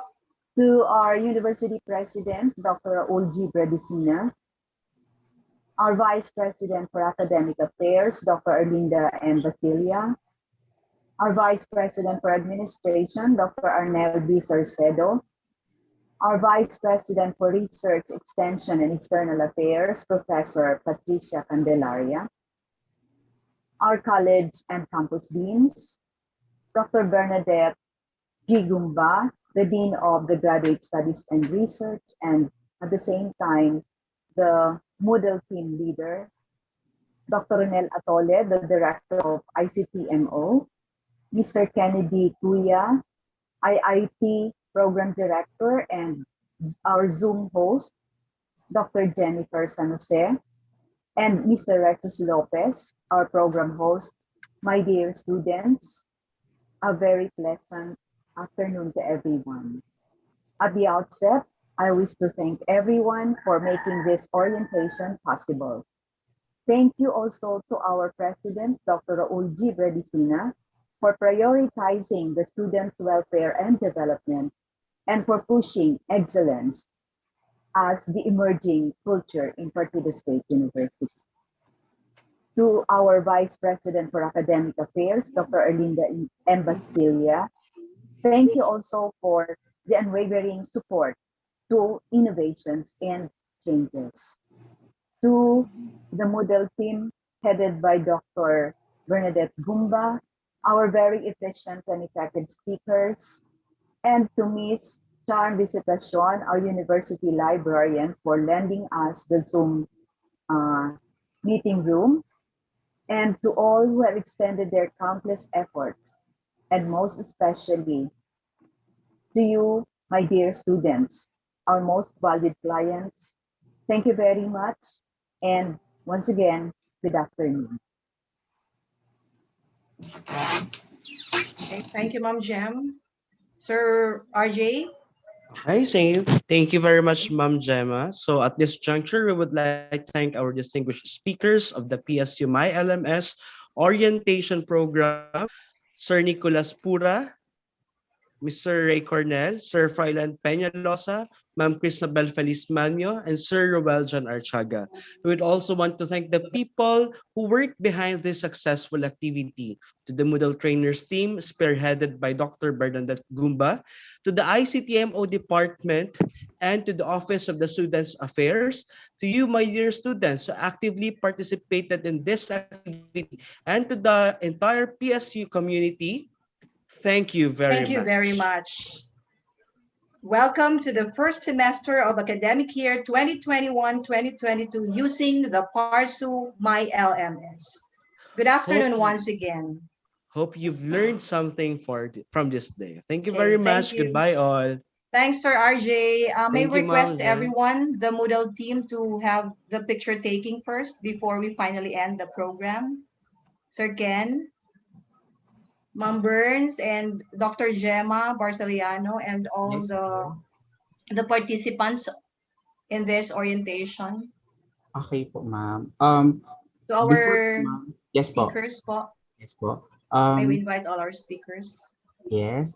Again. Habol ko lang po, Ma'am Jen. Sa Yes, mga, sir. according po to our Google administrator, si Sir Leo Bello, you can contact them if hindi po kayo, if hindi pa po mag-reply si Sir lbello@parso.edu.ph. Please email support.ictmo@parso.edu.ph. Following the same information po, yung tutorial po natin kanina. So again, that is support.ictmo@parso.edu.ph. Thank you. Thank you. Thank you very much, Sir Ken.